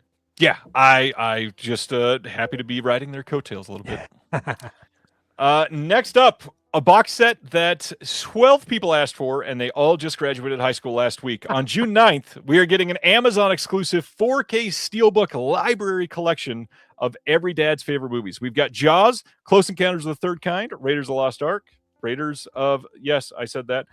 We've got E.T. the Extraterrestrial, Jurassic Park, Schindler's List, Saving Private Ryan, and of course, the obvious 8th one in that box set, War of the Worlds. Why is War of the Worlds here? Anyways, this is sort of interesting because these are all the 4Ks that we've already had. So, like, if you really, really want the original poster art on Steelbooks, hey, this is your dream release to get all of these, because it's Steven Spielberg, like one of the greatest directors of all time. Cool. But all of us have Jaws, probably 3 or 4 copies of it. All of us have Raiders, probably 1 or 6 copies of it. All of us have E.T. All of us have Jurassic Park. All of us have Schindler's List. 4 of us have War of the Worlds. Like, the fact that this is coming out is very odd. Now, the only thing that I think would have made me excited is if there was 1 or 2 new 4K restorations of Spielberg films in here. I maybe would have considered it. Yeah. The other thing they could have done is labeled this Steven Spielberg, the Spotlight Collection, Volume 1. They didn't. You have to get this from Amazon. Already down a peg in my book. You have to get all 8 of these titles if you want the Steelbooks. Down to another peg. It's expensive to pre-order. It's like $200. This is a weird release. The only upside is if you live in the UK, around this time on June 8th, you could pick up just these 4 individually. They've got Schindler's List, Jurassic Park, Jaws, and E.T. all coming out one by one. These are the 4 in the box set that everybody owns the most of, unless it's Raiders. So it's just odd the way they're rolling this out. By the way, if you're in the UK, this to me yells that they're probably a month later going to release the other 4. So if you're after them, just wait a couple weeks. You're going to have pre-orders for those. Thoughts on Spielberg? Thoughts on these films that you've bought 9 times each? Love Spielberg more than De Palma. I do like all of these movies. I don't mind War of the Worlds. Here's the thing with like the Spielberg boxes that come out, it's like the most random fucking collection of movies. Like Right. the one that came out years ago is like, good movies in there, sure. But it's like just random shit. And it's like these. Also, I'm not a steelbook guy. So 100% not buying this because of steelbooks. But also, I do not own Schindler's List or War of the Worlds, but I own everything else. So it's like, no thanks. And obviously, that was tongue-in-cheek. War of the Worlds is like the definition of fine for Spielberg. Right. Yes. It's clearly not a terrible movie, but it is no Close Encounters. It's no Jurassic Park. Yes. Right. Yeah. Yeah. Again, it's like, let's just grab some random movies and call it a Spielberg box set. Right. And that's the thing. You're calling it the Spotlight Collection. What are we spotlighting? Yeah. Hello. I mean, this doesn't cover... This covers just a couple decades of his very long career. You could have easily thrown in something from the last couple of years that deserves more of like a, hey, you guys kind of like let this go by you a little quickly. You should take a look at this. Yeah. And that could even be West Side Story, which is pretty good. Yeah, agreed. I like that's the one I was like War of the Worlds, but not West Side Story. That's weird. If we're going with like latter Spielberg. Whatever. Or it's literally called the Spotlight Collection. How do you not put in the Fablemans? Like right. That I don't get. It literally was his own spotlight that he made for himself. Anyways. Yeah. Yes. Mr. Fatman says, does Universal even have the rights to those? Of course. They couldn't do that publicly without getting sued. They're all working together. It's Warner Brothers and Universal and Paramount all coming together. Universal's in charge of the packaging because they do it great. But that's it. Let's carry on right from there to the next masterpiece from 1999. We've got Notting Hill coming out on 4K from Universal on June 9th. No new extras on here, of course, because they don't do that game. They just put out the same thing with the brand new 4K restoration, which, any thoughts on Notting Hill before I say my piece? My prayers came true. 4K of Notting Hill. Whew. Clearly dismissive, but I will say this is a pretty damn good movie. Richard Curtis, amazing writer. This is probably the best chemistry in any Richard Curtis movie. I think Hugh Grant and Julia Roberts in 1999 were made for each other. Yes. It's a great movie. Check it out. Okay, here's why I'm dismissive of Notting Hill. In high school, anytime we ever had to take a fucking charter bus for like band trips, it was always a Julia Roberts movie. Yep. It was Runaway Bride, like putting the VHS in for like we'd have to watch Runaway Bride 7 times driving down to San Antonio, Texas. And then Notting Hill my senior year, like traveling all over the Midwest for jazz band concerts. It's fucking Notting Hill in there. It's like, why are we watching this? It's Notting Hill and Mr. Holland's Opus. That's what we always had to watch my senior year of high school. You're ruining my life. Mr. Holland's Opus does not live up to what it was received as at the time, by the way. Dude, so I couldn't even tell you if it's a good movie or not anymore because I'm so burned out on it. Mr. Holland's Opus. All right, let's keep going. Next one, the next 4K title everybody was clamoring for, June 22nd. Screenbound in the UK is releasing Rude Boy. This is the Clash film that I've heard nothing but very middling comments on my entire life. So I still have yet to see this. Have you seen this one? Never even heard of it. Interesting. So this is a brand new 4K restoration restored by Screenbound, approved by the director. This blends fiction and documentary to follow Ray Ganj, a punk who becomes a roadie for the Clash, set in late 70s Britain, captures the band's explosive live shows, studio sessions, and political edge. Yes, the Clash, the edgy band of the world. Culminating in their legendary Rock Against Racism performances at Victoria Park. You got new interviews with the director, new commentary with the director, classic commentary with a couple individuals from the film. Lots of interviews and bonus tracks on here. No thoughts. I'd be curious to see this, but it seems like everybody I trust seems to dismiss this pretty quickly. Yeah, I mean, as a lifelong punk, I think I'm not big on the Clash, and as soon as they got big, they turned into fucking posers. So no thanks. Yep. All right, next up is Arrow getting into the Shout Factory. I mean, Steelbook came. May 19th, they are releasing Steelbook repackages, both on 4K, of Conan the Barbarian And then the next one is The Warriors. These are both in the US only. Now, there are no limited editions as far as like the discs and all that stuff. The Warriors, for example, is only the single disc collection, which is what was being released in the standard. So you don't get the director's cut that everybody already hated. So don't feel upset. It is just the theatrical cut. But it's not like the big, you should sell off your limited edition and get this if you're a completist on it.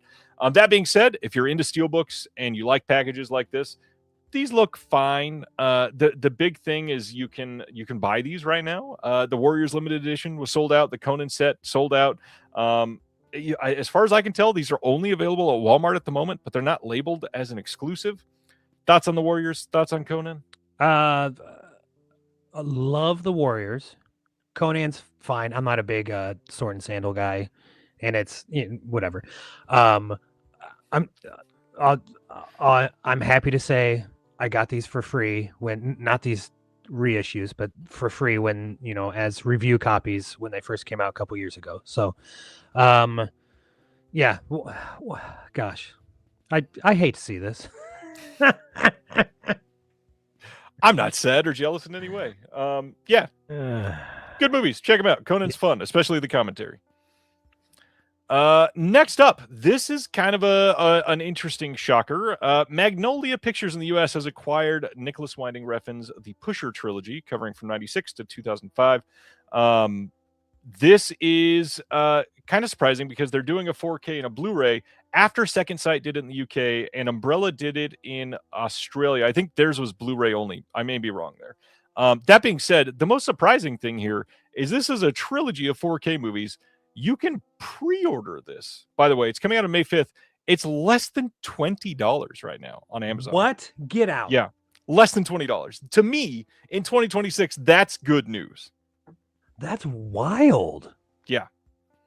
I have no idea why it's so cheap, but I would say if you're going to pre-order it, you might want to do it sooner than later because it could be a mistake. Yeah. Yep.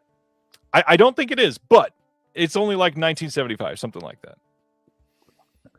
It's pretty shocking. Yeah. All right. Next up, more Kino goodies. June 9th, they are putting out a Blu-ray of Birds of Prey from 1968. We had this announced previously, but now we got our details on this one. The details being, this is a new audio commentary with Sam Deegan on this one. We got the Studio Canal HD master from a 4K scan of the OCN that was done way back 7 years ago. But now you can get this Lino Ventura release of Birds of Prey, which is a movie that sounds pretty good to me. Yeah, never seen it, never heard of it, but I'm a huge Ventura fan. I wanted to shout out Ventura because he is, I don't think he's ever done a bad role in anything. True. Yeah, everything I've seen, it's like, yeah, he's a master, man. I agree. And just like Simiter says, I will wait until Kino puts it up for $7.99 and promptly purchase it then. Yeah, absolutely. Yeah. The next one for that will be Vertigo for a Killer. This one's coming on June 9th. Again, this was previously announced by Kino. Again, this is an older master done by Studio Canal. Not that old, though. This is from 2023. New audio commentary by Max Allen Collins with Heath Holland from over on Serial at Midnight. Not seen this one, not heard of this one other than the Kino release. Any thoughts on this French flick? Same. Yeah, never heard of it, but into it. Sweet. I will do the same and wait for a $7.99 sale per my friend, Mr. Sibiner. Next up, another Kino title. June 23rd, we got a Blu-ray coming of the Texas Rangers. Now, this one sounds like an Anthony movie. Have you seen this one? What? Why does this sound like an Anthony movie? Because it's got Fred McMurray, and it's a Western, and it's from 1950. Oh, it's 1936. My bad. This one's a little older. Yeah, I don't know. No? I mean, I like Fred McMurray. I like Westerns. I'm more of an American Western is fine, but I love a foreign Western, love a spaghetti Western, and also like early Westerns for whatever reason, not super my bag. Interesting. Yeah. I won't say that they're more my bag, but they're more my bag. Really? Because usually they're like the first time that so many of these tropes were done, and Yes. they're a little more interesting in that regard for me. Yes.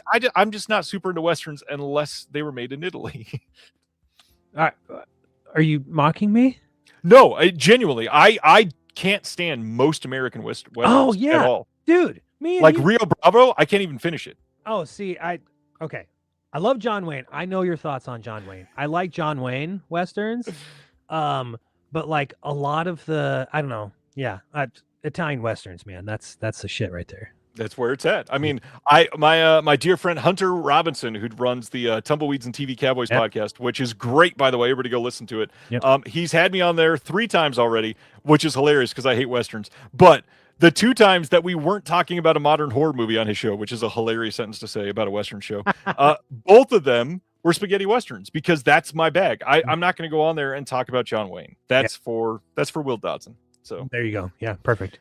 So the Texas Rangers, this is a 4K restoration by Universal with the Film Foundation and UCLA, 35 millimeter nitrate silent film grain. I can't read. Nitrate silent fine grain provided by UCLA Film and Television Archives. This has an audio commentary by Max Allen Collins and Serial at Midnight host Heath Holland. Again, we got Toby Rohn on here as well. Seems interesting at the very least. 1936. It's King Vidor. Oh, well, why not? Yeah, there you go. All right. Moving right along. Hey, it's not Kino finally. May 25th in the UK, we got a Blu-ray coming from second run of The Criminal Life of Archibaldo de la Cruz. Yeah, they this was recently on Pure Cinema too. The first time I ever heard about it, but they loved it. I think it was Elmer, probably, yeah. It's a Buñuel film, which means a lot of people have been hearing about this. A lot of people have not seen this, and now's your chance. This is region free. You can check this out. This has a 4K restoration done by Cineteca Nacional de Mexico. We've got Surreal Frames, a 3-part video series by writer and filmmaker Cristina Alvarez Lopez, investigating the development and key phases of Buñuel's filmography, which that alone sounds really interesting. Yeah. We've got film historian David Wilt's visual essay on the criminal life of Archibaldo de la Cruz, Buñuel's annotated personal script of the film, which you can get in your computer, which I love that they're including that. I can't remember the last time we've had a brand new announcement of a BD-ROM content, which is awesome in 2026. And then throwing in a 24-page booklet with new writing by scholar and Buñuel expert Jordi Zifra and Cristina Alvarez Lopez. But yeah, just throwing out there again, it's region free. Almost everything from second run is. Any thoughts? I have yet to go wrong with second run. It's another one of those where the blind buys have been interesting, to say, if not great. So yeah, I'm a big second run fan. Me too. I am very interested in getting their one that's about to come out this month from the Eros film that they're doing. It's a Japanese title. Looks incredible. Yeah. All right. Next up, speaking of Buñuel, that was a terrible transition. Reminders of Him from this year, coming out on Blu-ray and DVD on May 19th. This is Tyreek Withers' second film in the last 12 months. First one was Him. This one is Reminders of Him. I hated the movie Him, so I don't need the reminders. This one is what is her name? It is Colleen Hoover wrote the book, and we've got a handful of featurettes on this one, and I'm sure that you're dying to see this one. Micah Monroe, come on, what are you doing? You were... Oh, okay, whatever. If it sells you on it at all, Micah Monroe and Tyreek Withers showed up in Kansas City 2 weeks before this played theatrically, went to a premiere of the film early, and then went and ate at Joe's Kansas City Barbecue and posted all over social media for the clicks. Oh, boy. Sounds like a PSYOP opportunity. They're really trying to make Tyreek Withers a thing. Let's keep going. July 7th, there is an Amazon exclusive Blu-ray and DVD coming in the U.S. from Welgo USA of The Butcher's Blade from 2026. Now, this movie sounds interesting. It says, when thousands in disaster relief funds disappear, upstanding Constable Zhu Buyi is framed for the disappearance. Desperate to prove his innocence, he takes a job with the secret squad whose only goal is to serve and protect those who can afford to pay. Forced to choose between his integrity and his freedom, Zhu decides the only path forward is to fight back and hope that exposing these dangerous agents of chaos will be enough to set him free. Okay, it sounds like a lot of films that have come out of that area for the last handful of years. Now, what really gets me here, Welgo USA. I've championed them for years. They are great. They bring a lot of Asian titles to the market that I have really loved. That being said, it's 2026, and when I hear from Welgo USA, it's an Amazon exclusive. What that means to me is it's made on demand, and this title will likely never go under $25. So it's going to be a slightly inferior quality that a lot of people will not purchase simply because it's made on demand and not a pressed disc, which I don't necessarily believe that it's something that we need to worry about too much right now. That being said, the fact that it will always be overpriced for what we're getting with no supplemental extras on the disc is the frustrating part. Yeah. I get companies needing to go made on demand because it's a little bit cheaper, and yeah, you might only sell 200 copies of this. That being said, you might sell 3 times that many if you actually press the disc and put it on sale. Yeah. Wow. God, first thing, Amazon exclusive. That's a big turnoff. I don't like that. It is a big turnoff, especially when it costs so much more. Yeah. Right. Yeah. I don't really understand the choices here. Well, Go USA. They've brought some great titles here. Again, they are the ones that we have to thank for many, many things. Like Train to Busan blew up. Obviously, it's a great movie. Would have blown up probably anyways. But we have them to thank for Train to Busan. We have them to thank for The Wailing, for The Burning. Classics, modern classics. Do better. Like, so many of these films could be modern classics, and a lot of people will not take a chance on them because they're overpriced and because they're made on demand. Yeah. Let's just make slightly better choices. Yeah. Next up, speaking of choices that could have been better, June 30th, Paramount is releasing a standard edition of 1976's King Kong. I had somebody ask, what is the difference between this and the steelbook that they just released of this about a year and a half ago? The answer is that steelbook is long out of print, and this will be the way to get the film.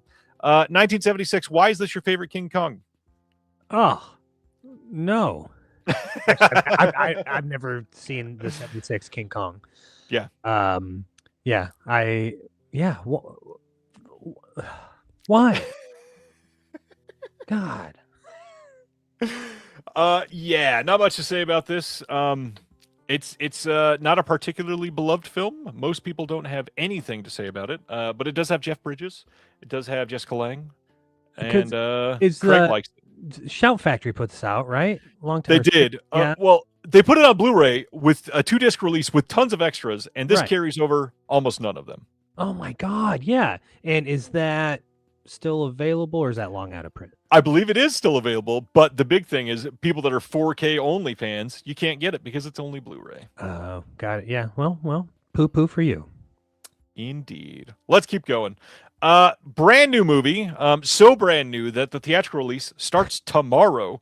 July 14th, you can pick up a 4K, and I believe that they will be announcing a Blu-ray release. But for now, just a 4K from Magnolia of the brand new Bob Odenkirk film, Normal. This is getting pretty good reviews. We've got Henry Winkler in this. We've got Ben Wheatley directing this, which you might recognize from Kill List, the incredible film. I have not seen this because it's, again, premiering tomorrow. But Normal sounds interesting. It is supposed to be pretty good. I like Ben Wheatley. I liked Free Fire. I like High Rise. I liked Kill List. I want to see this. Yeah, I'm a Wheatley fan. But it seems like Odenkirk is kind of falling into a latter career. This is what I do now. These are the. But I mean, keep him in shape. He had a heart attack already on Better Call Saul. So true.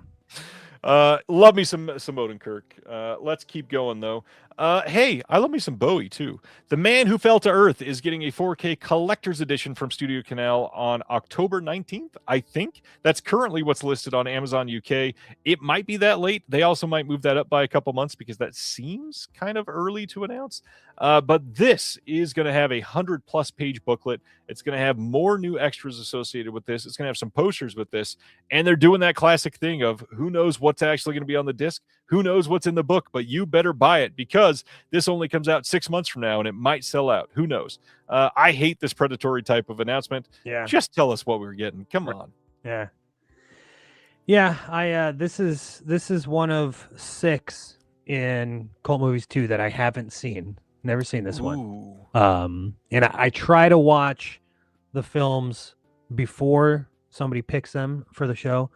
So I need to get on this. Probably not with this release though. I mean, yeah, well, it won't show up for at least 6 months. So yeah. Next up, oh boy, it is that time. So, Mondo Digital, which is owned and ran by Nathaniel Thompson. I mentioned earlier that he was going to get a shout out and a fun, positive bent. Here is his shout out. He posted a review this week of the brand new release from VCI of The Crawling Hand and the Slime People, a double feature of films that they put out recently. And he shared in his review that, let me just quote it here.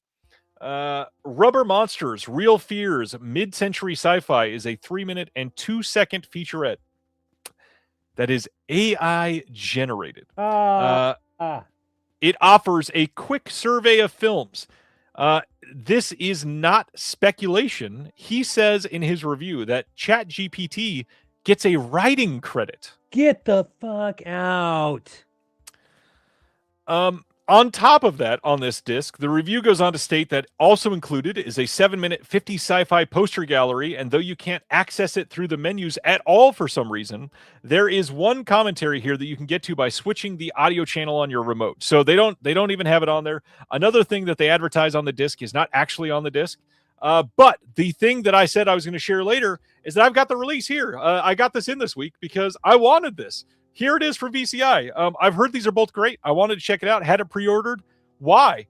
Not only did it come out with that featurette written, quote, by AI, but, and this is where I'm going to bring this little announcement down so you can see it, they included an AI art-generated slipcover with it.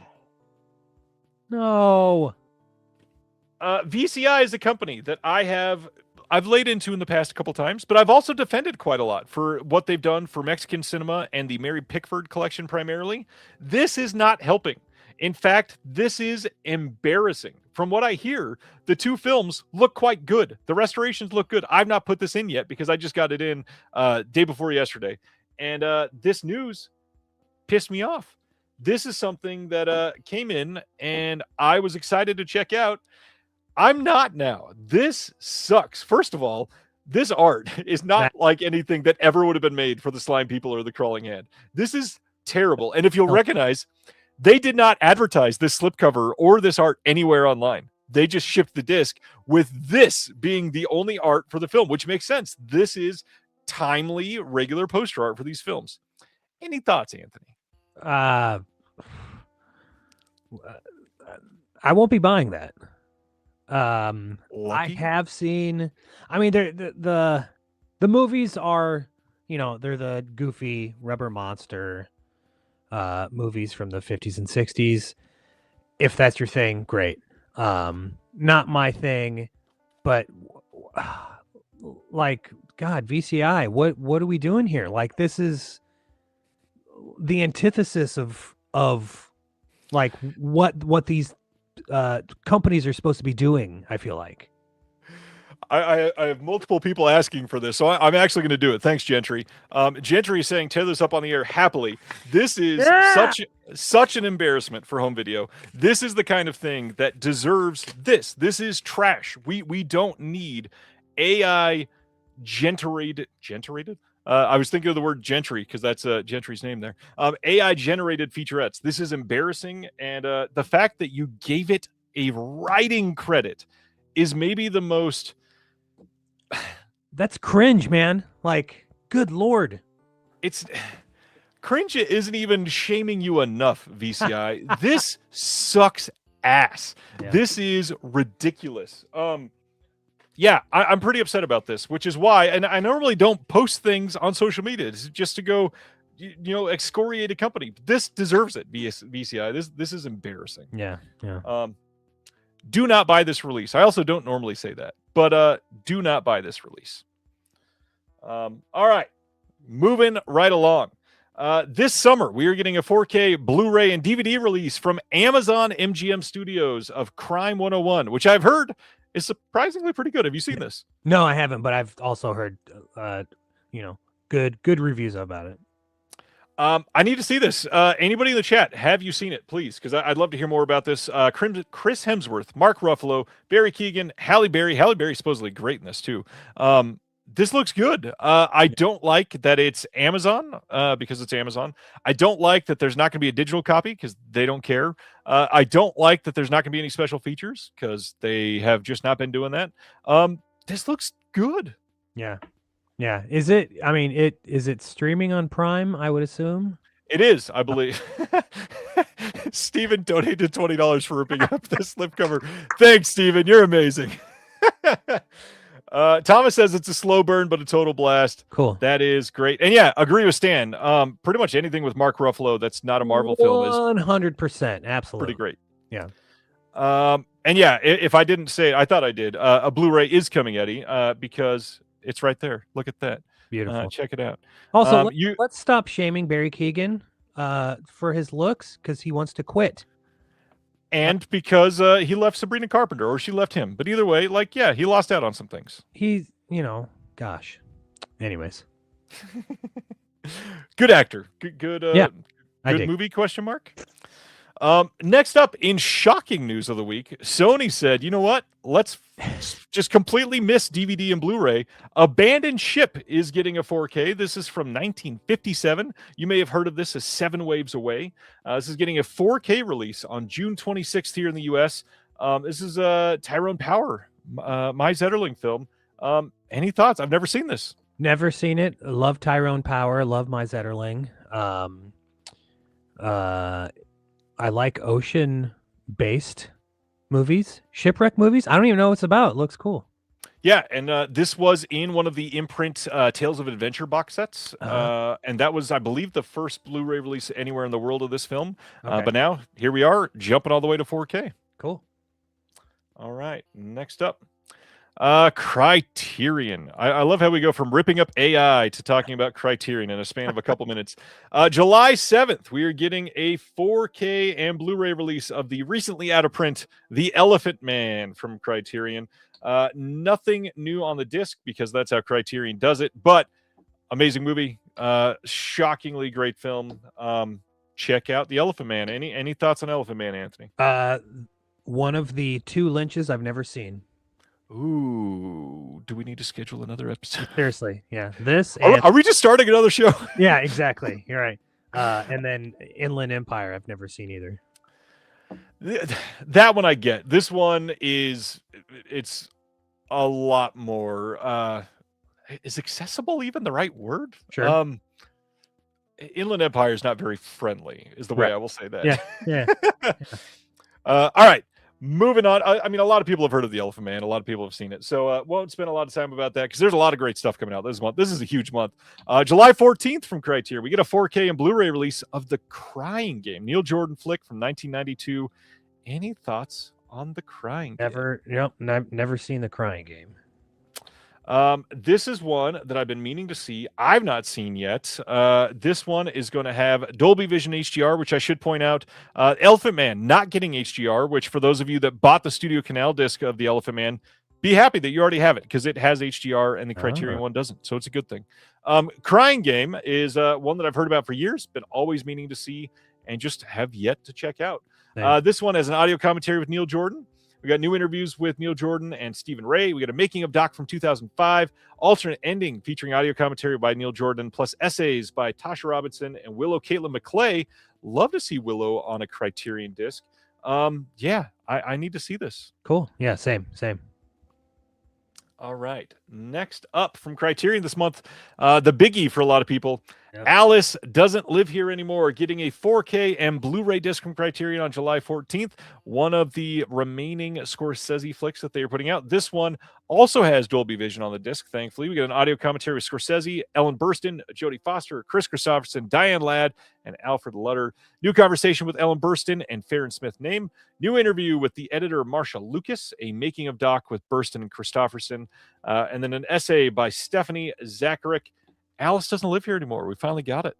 Love it. Yeah. I mean, Scorsese, there isn't a Scorsese that I haven't seen his entire filmography, but I've liked, if not loved, every single one of his. Alice Doesn't Live Here Anymore is one that I've loved. Great flick. Yeah, we've got a handful that people are really hoping come from Criterion still. If you're looking at what they've put out from him, what do you think is the next Scorsese flick to get released from Criterion?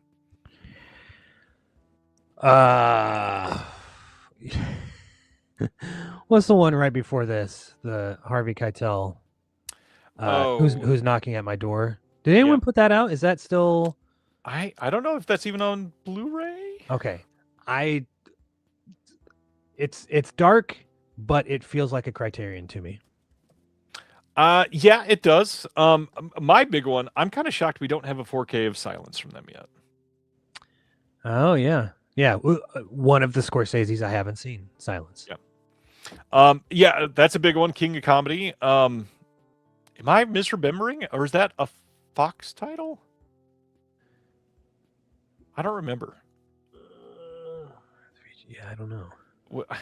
I don't know who they'd have to license that from. That's a good idea. The rumor is Cape Fear is supposedly one of the upcoming ones that we're going to get. Okay. I mean, I love Cape Fear. But I don't know. Killers of the Flower Moon was already announced. Mr. Geezy, that's on the way, or already out. Yeah, from Criterion, right? Yeah, just came out. Yep. In fact, a lot of people just bought that in the sale. All right, next up, big one for a lot of people, one that I've never seen. Paul Newman in HUD getting a 4K and Blu-ray release. This is coming on July 14th. This one also has Dolby Vision on the disc, which is great. I've not seen HUD. Have you seen HUD? Yeah. Was this never on Blu-ray before? Now from Criterion, at least. Okay. It might have been from the studio. Okay. Yeah. This is, speaking of American westerns. This is, it's sort of like a modern western. At the time, like a 1963 modern western, there's cars and shit. But Newman is so good. Like, man, he's really depressive and relatable in this movie.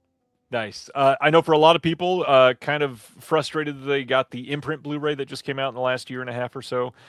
But this looks to be pretty great, actually, because not only 4K, not only with Dolby Vision, you got audio excerpts from a 1974 American Film Institute seminar with the director, Martin Ritt, new interview with Sally Field. Brand new interview with Sally Field, conducted by the author Isaac Butler on Written HUD. New interview with cinematographer Roger Deakins. Roger Deakins, newly interviewed on this, on the DP, James Wong Howe. I mean, this is great. I love that they're doing these. We've got an episode of Inside the Actor Studio, of course, with James Lipton, featuring Paul Newman. That's freaking great to have on the disc. Then we got an essay by author and film scholar Gabriel Miller in a 1963 American cinematographer interview with Howe. I mean, again, I'm not into a lot of these Westerns, but all of this stuff, plus Paul Newman, plus, I mean, Deakins...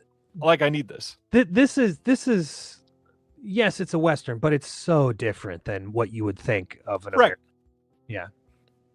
Yeah, of course Deakins didn't shoot this. That's why I said Deakins talking about the DP. Sibner, come on. Gotta listen.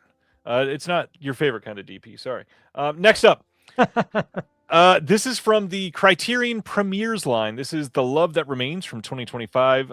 This is from the same director that did oh gosh, I'm forgetting the other title. Is it Godland that they did just a couple years ago, I believe? Same filmmaker.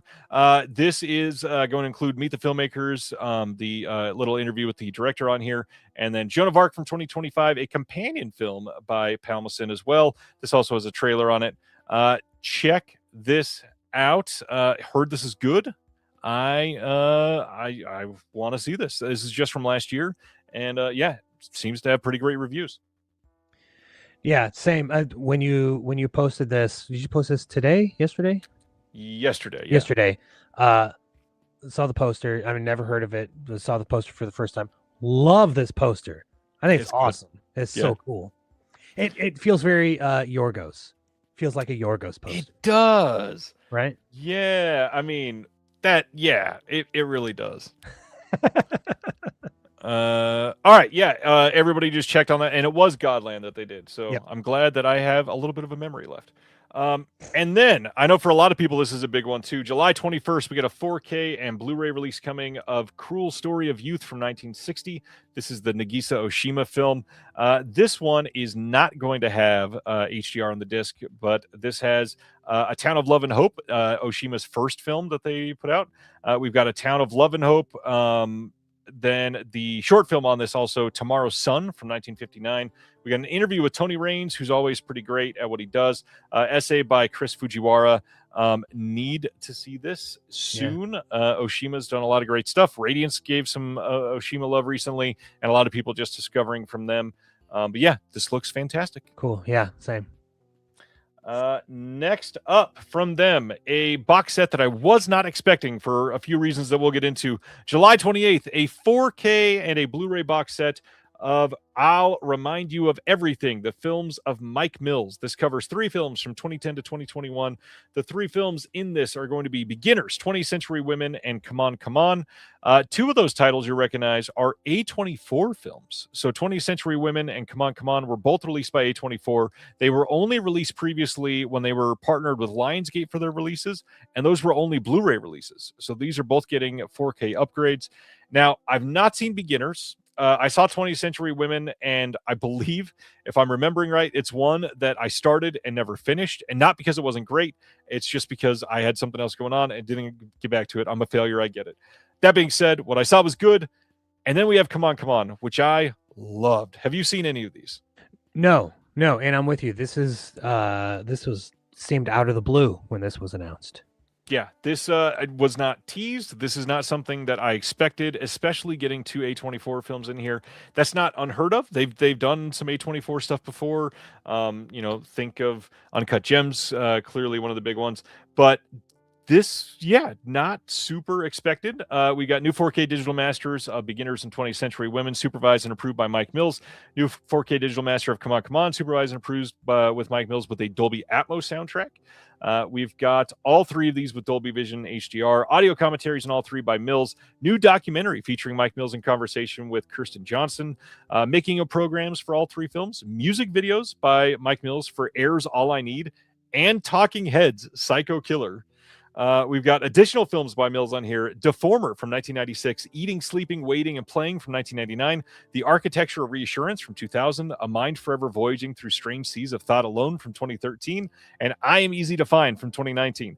That's a lot of stuff. That being said, they literally left out one of his films. They likely couldn't license it, but it does kind of suck. So if you love Mike Mills, if you've liked some of this stuff, this might be a great time to pick this up. Just remember, you're missing one thing. You might want to go check out that other thing.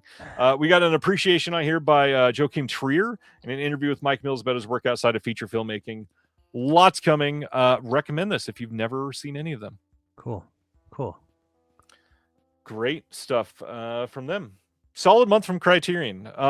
Overall, I've heard everything from this is the best month they've ever had to very disappointing month. Where are you on that spectrum?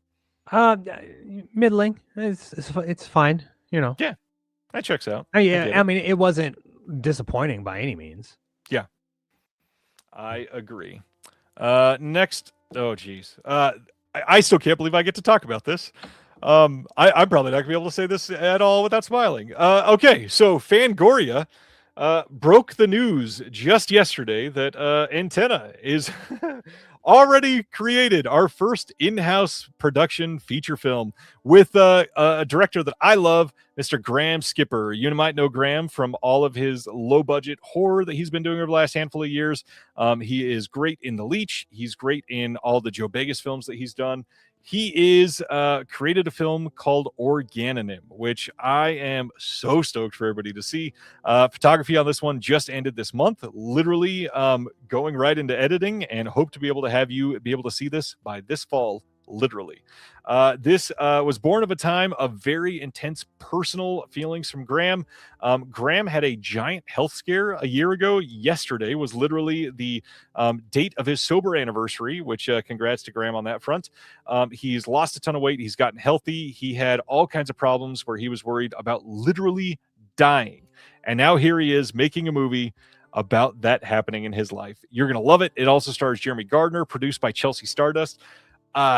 Names that I cannot believe are associated with mine on Fangoria, which I can't believe I'm associated with now. This is incredible. Any thoughts before I just break out into song, Anthony? Yeah, I love Graham, and funny thing was he follows our show on Instagram, and I was thinking, you know what? I love listening to Graham talk. I'm going to reach out, see if he'd ever come on CMP. But so exciting. I love his movies. That what's the video game one that he Beyond the Gates. No. Oh, it's gooey. It is. It's gonna come up. Hold on. Director. Oh, Sequence Break. Oh yeah. Um, love Sequence Break. So, anyways, this is very exciting. I'm really happy for you guys. Please pay attention for more of this coming out. A lot of great stuff here. Incredible score that's going to be on this movie by Van Hughes. Check it out. Lots of stuff to talk about on that front. And I still can't believe I just got to talk about it. Next up, though, more antenna news. We talked about Bluebird on the show before. Poster reveal. I got one of the incredible artists in the game, Lucas Peveril, to make this poster for Bluebird, which I am in love with, primarily because this thing has so many textures in this poster that you will get lost in. This thing in person shines in print. This was the first poster that we had created, and I am immensely proud of it. It is something that I love and cannot wait to see it on the slipcover for our disc. Bluebird will be playing the Phoenix Film Festival this weekend, Friday, Saturday, and Sunday. If you're anywhere near Arizona, get a chance, go see it early. We're not releasing this in theaters until next year, so you get a really great lead time on this film. Go check it out. It is just starting its run. This will be the second festival it's played. Already gotten some great reviews. Go check out Bluebird. It's a tech-focused, surreal, romantic melodrama horror movie. I could throw in 19 more adjectives because it's kind of a lot of everything. It's amazing. Cool, very cool. I never noticed the face above the that thing. Yeah, right there. Yeah. When I was looking on my phone earlier, very cool. Love it. It is imposing, and when you get it in person, like the detail on this is way more than you can see online. Cool. It is an immensely layered poster. Cannot wait for you to see it. But that is it for this week. Instead, let's talk about what's coming out next week, in case you forgot. Speaking of great Criterion releases, Point Blank, one that I'm excited to get on 4K coming out. Send Help coming out on 4K from Fox. One of their last ones, maybe, we'll see. That one is another great movie, highly recommend. 28 Years Later, The Blown Temple on 4K coming out next week. Good Luck, Have Fun, Don't Die. Remember, that one got upgraded to 4K. That was only announced as Blu-ray, and everybody started demanding a 4K. I need to get that one. The Ninth Gate 4K from Lionsgate Limited. Sleepers 4K from Warner Brothers. If you want a depressing movie in a steelbook, there you go. Stone Cold 4K from Kino Lorber. Die My Love 4K. If you want another depressing 4K, there you go. The Eye 4K from Arrow Video. We've got the Resurrection release from Criterion, which looks very good. Famous Studios Champion Collection. I need to get that one in. The Grapes of Death 4K from Indicator. The Living Dead Girl 4K from Indicator as well. Primate on Blu-ray. Highly recommend. Fun movie. We've got Romancing in Thin Air from Radiance. Sky Captain in the World Tomorrow 4K Steelbook from Shout. Confessions of a Police Captain from Radiance. House Calls from Kino, which cannot wait for a sale for that one. Art Carney, Walter Matthau, Glenda Jackson, yes, please. Forbidden City 4K from Welgo. The Strangers Chapter 3. Everybody dying to see that movie. I'd wait to not watch it. Hair High from Deaf Crocodile, who's in the chat. You can check that out. We've got a 4K of The House of Seven Corpses from Kino. Vampire Time Travelers from Visual Vengeance. We got Christie coming out on Blu-ray. Girls 4K, the Tinto Brass film from Cult Epics. The Slime People and The Crawling Hand. You should not purchase that one. Just a reminder. The Ugly, like I just showed, we've got that one here. Check it out. You got Howard S. Berger and myself on that one. $1 Million Legs coming out from the studio. We got Mississippi from the studio. Here Comes Cookie from the studio. The Second Twin coming out. A Man Called Blade from Treasured Films. We've got Song of the Miraculous Hind, standard edition from Deaf Crocodile. Check that out. It's a wonderfully beautiful movie on 4K. Jimpa, a movie that I had not heard about till we announced that, and when I saw the cast, I said, "How? That's wild." Yeah.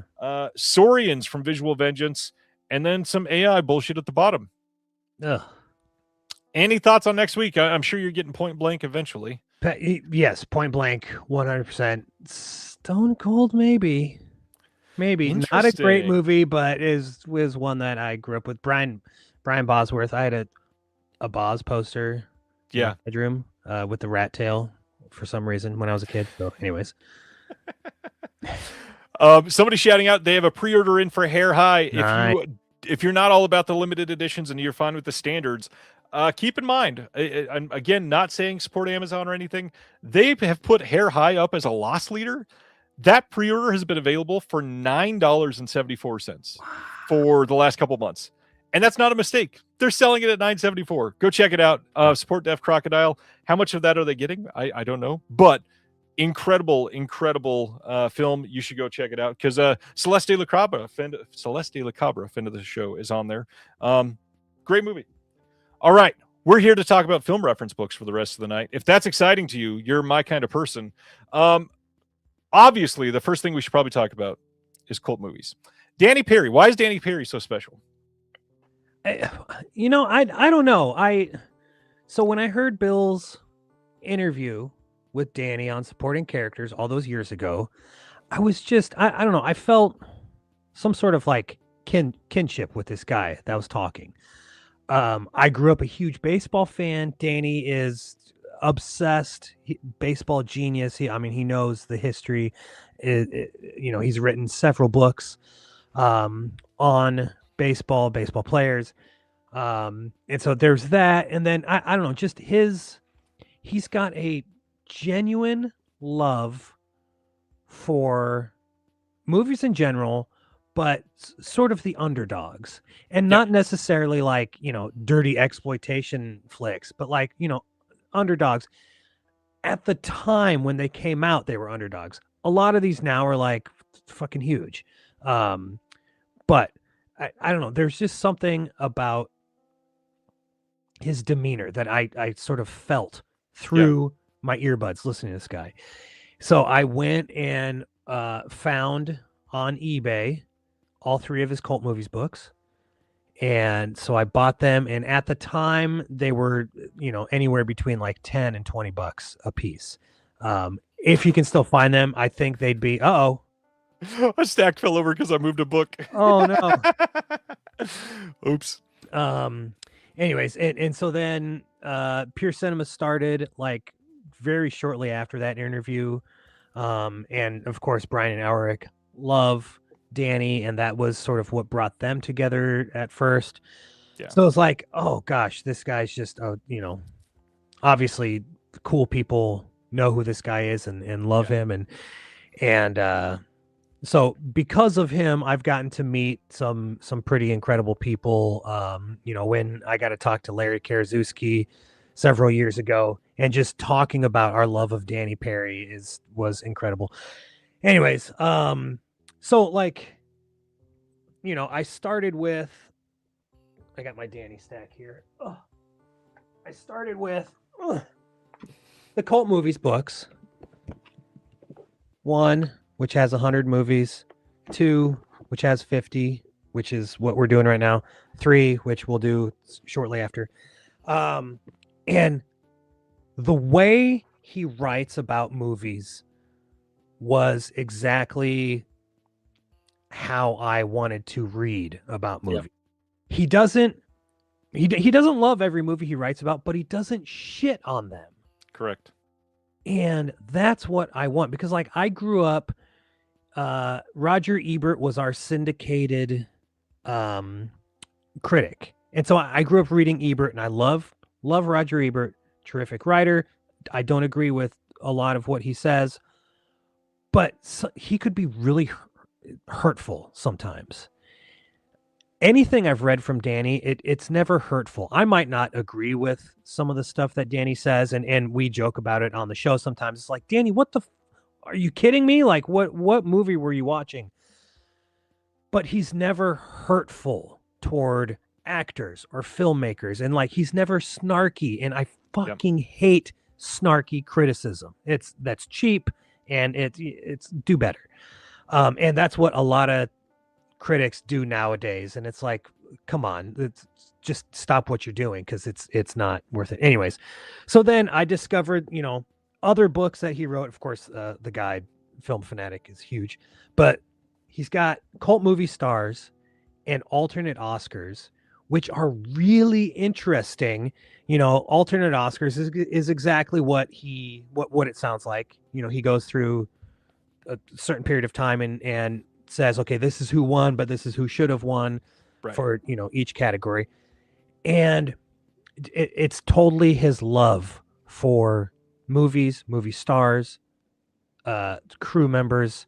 And he gives due, like in all of his essays, he lists out, not just writer, director, stars.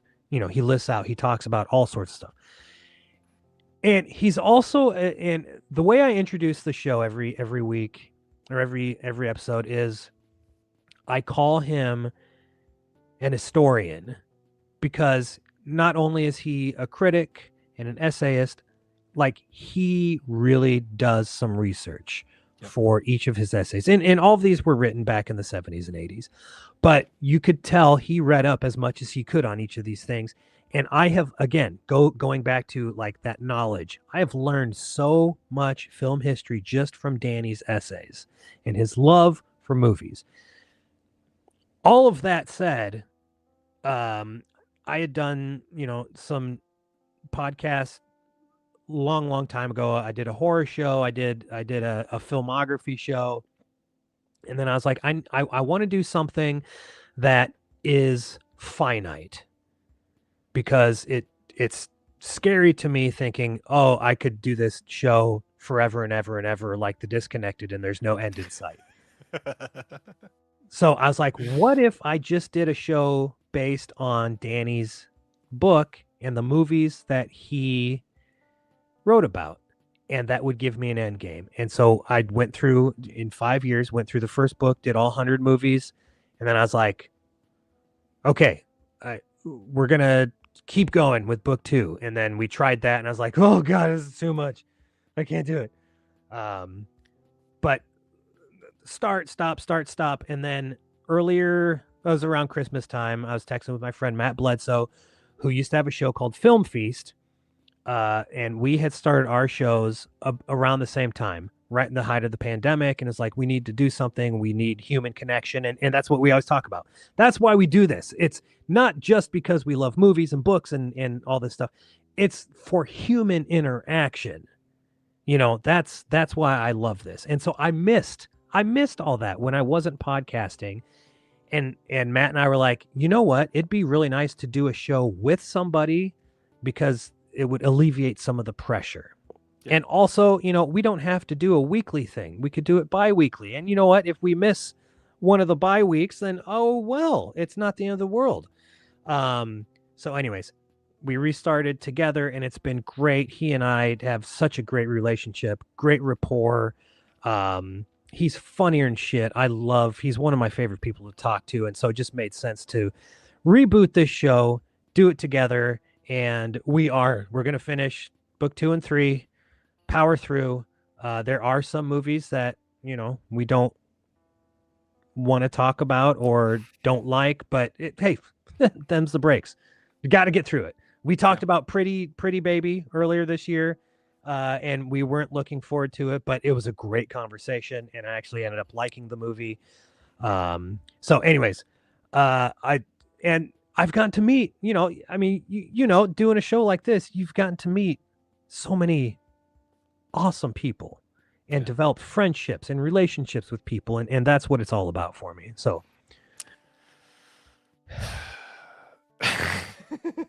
For those that have never heard Anthony's show, Cult Movies is great. Not only do you get to hear Anthony, you get to hear people like Heather Drain. You get to hear people that you've heard on many of these discs, many people from other podcasts, many people that are critics themselves, many people that are passionate about certain films, and many people that are seeing these films for the first time and speaking on them from a very different set of experiences from yours.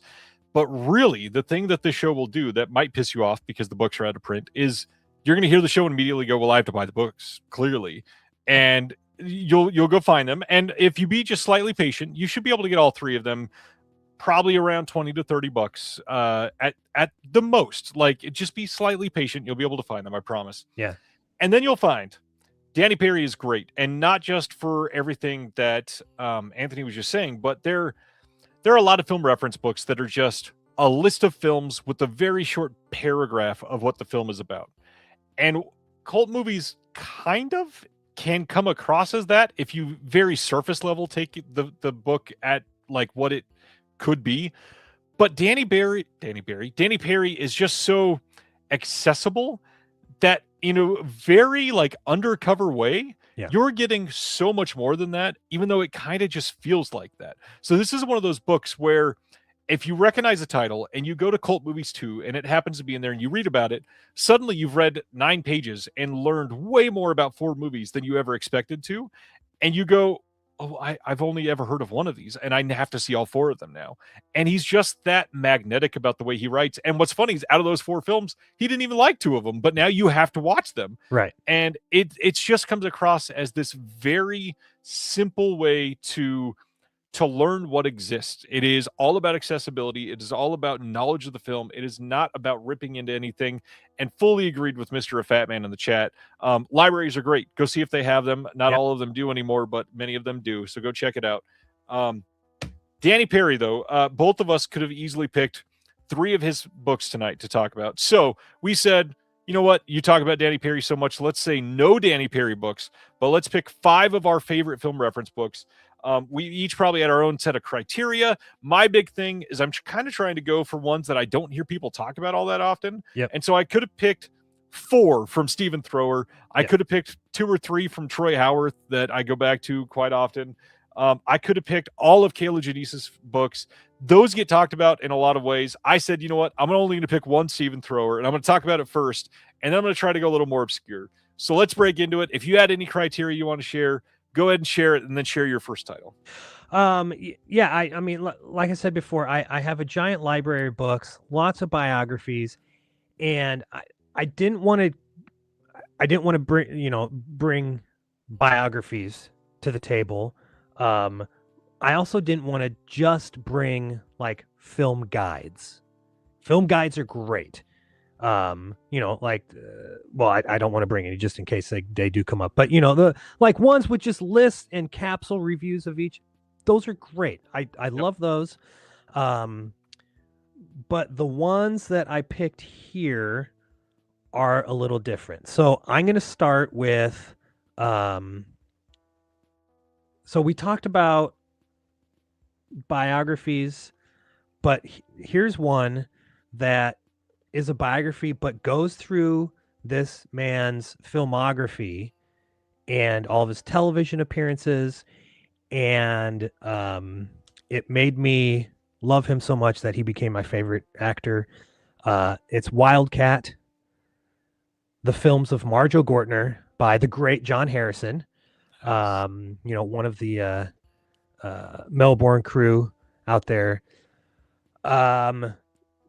Yes, this is a biography on Marjoe, but John also goes through, like, each chapter is a extensive review and summary of each of his films and TV appearances. And I read this before I dove fully into Marjoe's filmography, and it made me appreciate it more. There's one Marjoe movie that I don't like, and it's one that most people do like. And so when they hear that I don't like it, they're like, "What's wrong with you?" It's Star Crash. I don't like Star Crash. I'm not a big sci-fi guy, but there are so many unknown or forgotten Marjoe movies, a lot of made-for-TV films.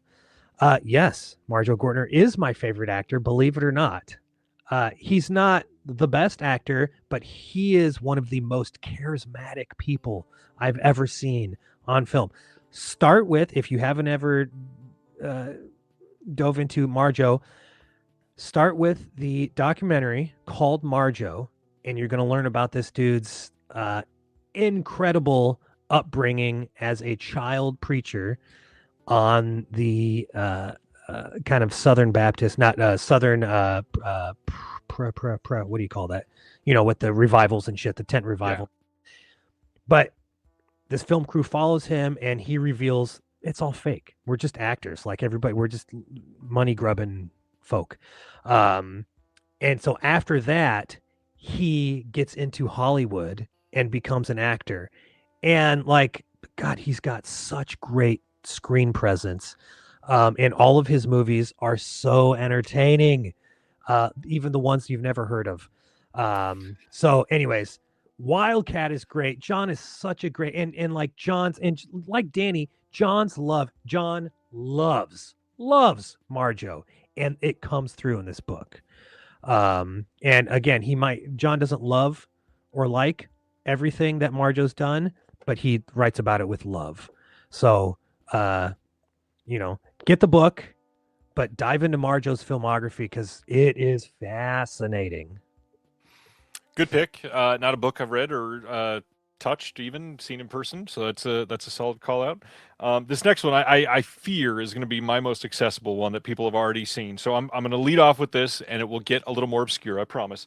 But Stephen Thrower. So most of us that are in this world have read multiple books of his, or own multiple books of his and have not unwrapped, or have loved many features that he's worked on. Whatever. Stephen Thrower is kind of one of the gods of film reference books. He's incredible. He has been exhaustive on Franco, on Fulci, and on another piece that is probably the book that most people have from him because it was in print for the longest.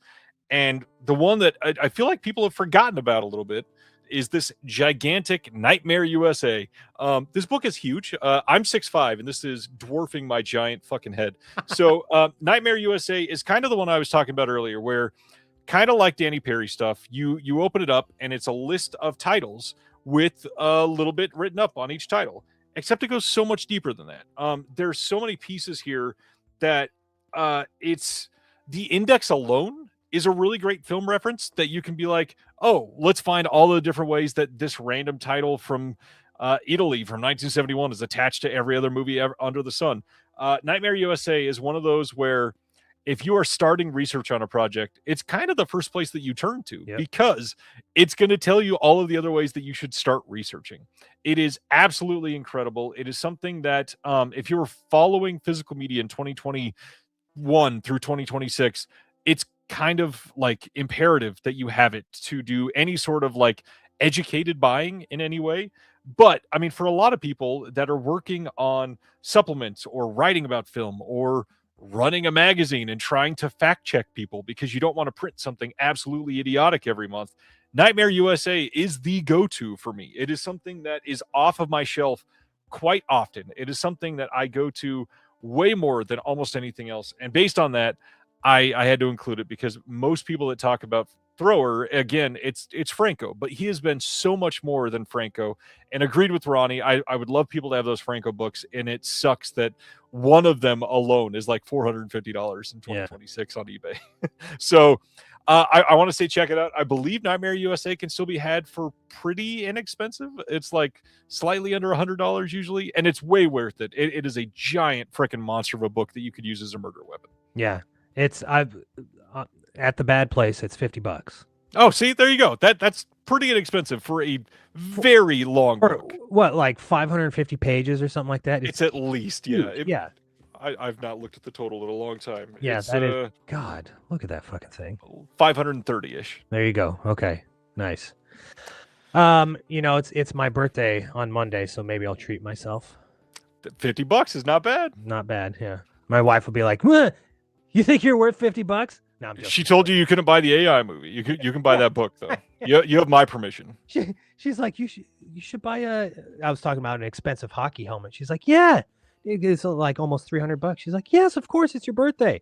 $50 book. She'll be like, okay, is that what you want? Okay. Okay.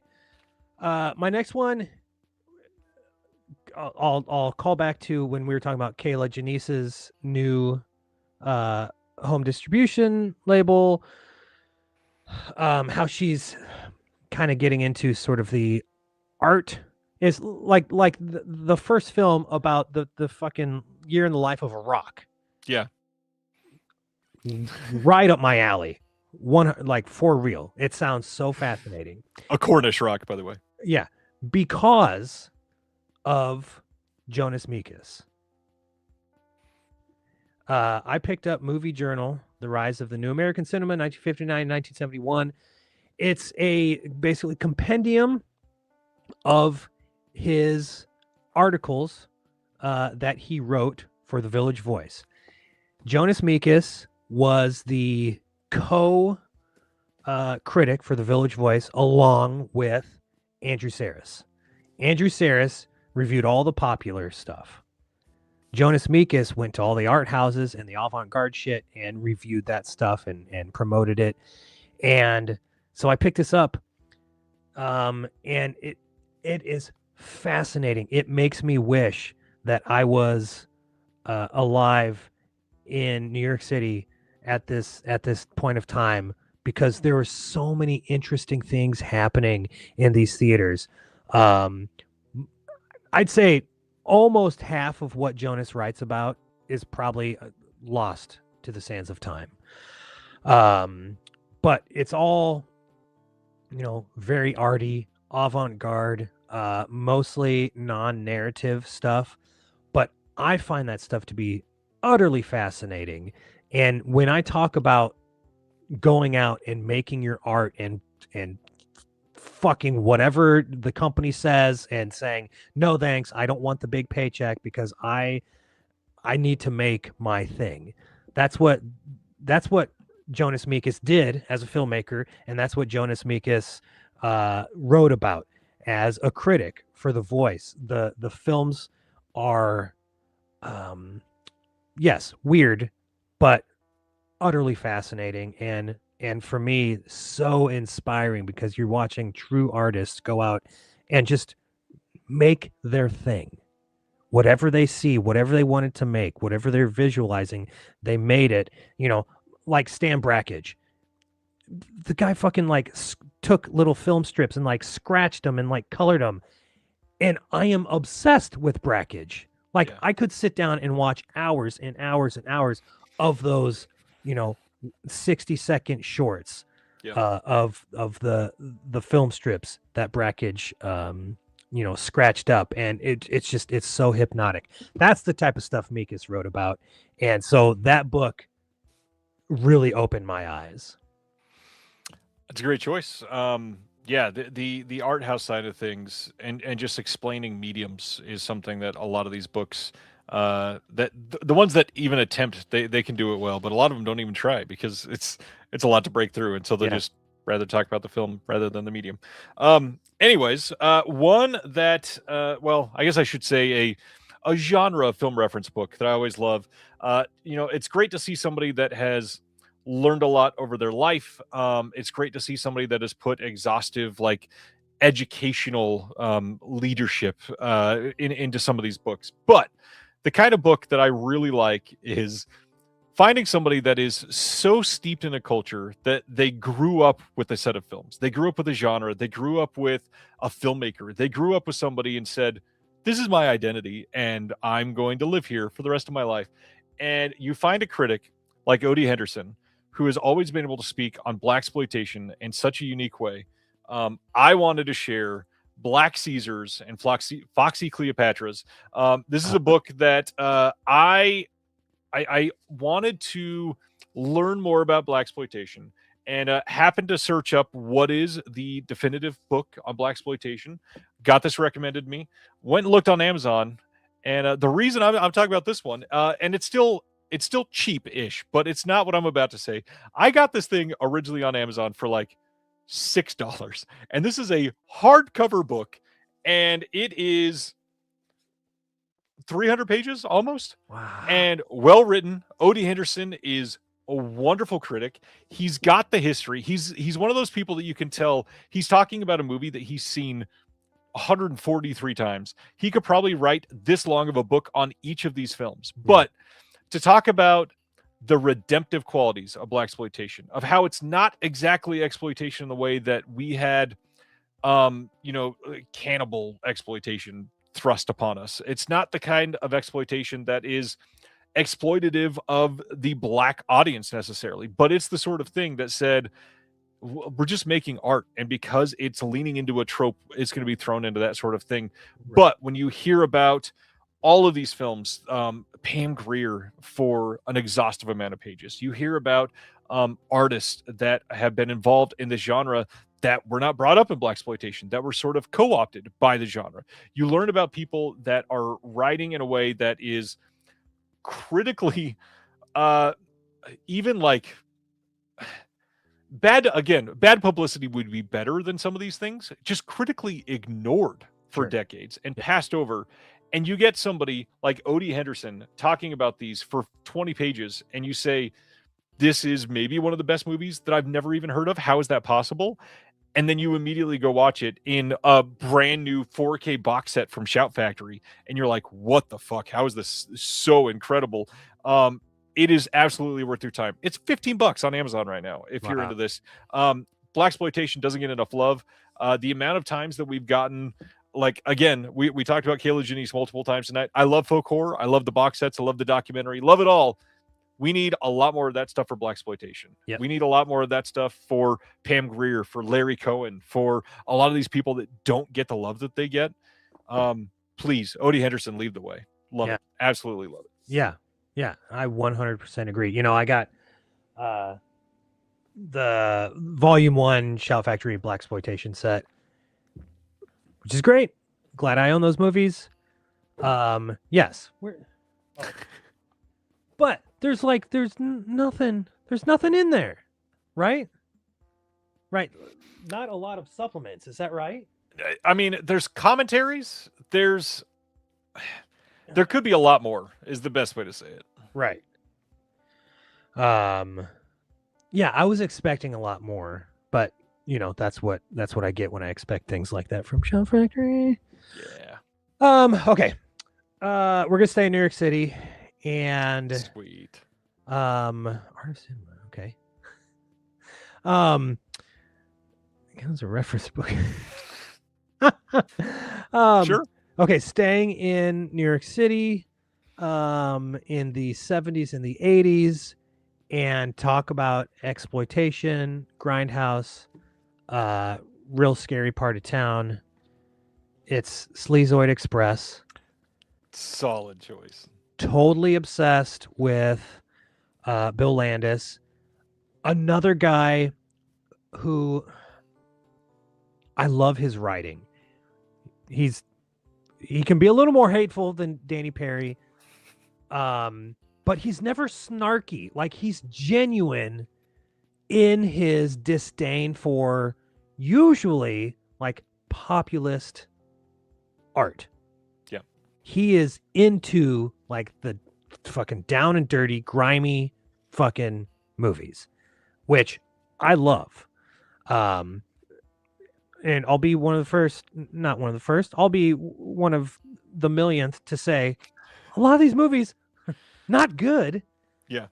But it's another one of those things where it's like, here's fucking artists out there, just they're making their thing. So anyways, from Sleazoid, I got so many names and films that I had never heard before.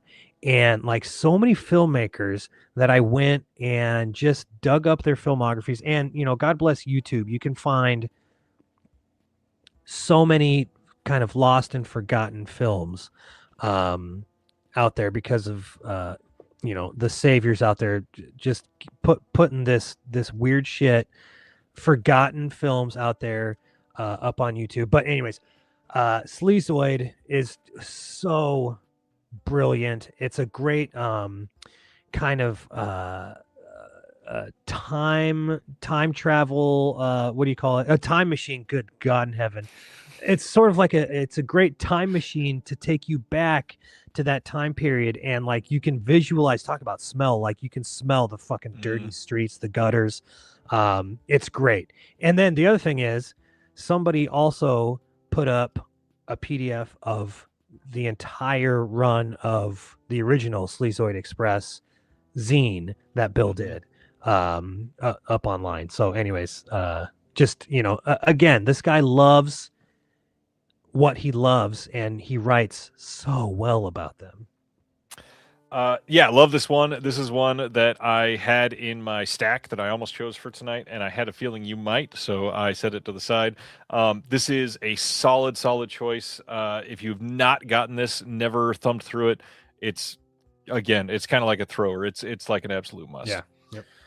Yep. Earlier tonight, we were talking about camp movies, and this next one is a movie that's not a movie, a book that I kind of found myself understanding that the only things that I'd ever seen from a very specific genre are just the biggest names. It's not something that I'd ever driven further than the surface level on pretty much anything, and then realized just how big the 80s were as far as these types of films. And this one, of course, sad story because the author is now gone. But it's Mike McBeardo McPadden's Teen Movie Hell. I'm glad that you were going there as well. This book, it's so weird to start on this one because this is another one kind of like Nightmare USA for me that I'll look up one film and discover 14 that I'd never realized existed on the way to that one film. And it's something like Heathers. I think that was the last one that I looked up in this. Is I wanted to go for Heathers to find out something, to see what Mike had written about it, and found like these other like Heathers clones or things that inspired Heathers, or the spider web of this person got Heathers because of these 3 other movies. One of my big discoveries for last year with Christian Slater, we had talked about on your show when we did discoveries this year. And so for me, that came out of this. I mean, obviously I'd seen the Warner Archive announcement and all that from a couple years ago, but this book specifically attaches so many teen movies that just opening this now, there's 5 titles on this random two-page spread. I've heard of one of these 5 titles before this moment. And I've maybe read about one of them before, just completely forgot about it. But he breaks down so many, primarily from the 80s, that the 80s were so big on random Breakfast Club ripoffs or Revenge of the Nerds ripoffs or all these things. But most people have only seen Revenge of the Nerds and Breakfast Club and not the 83 others that are stylized like that in many cases are so much fucking better because they're unique in a random way, or not beholden to making this one big name in the movie happy or got pushed by a studio, and they're just unique and special. And man, if you want somebody fun to write about films, it doesn't get much more fun than Mike McPadden. Dude. I'll let you speak on this one for a minute because obviously you were ready to.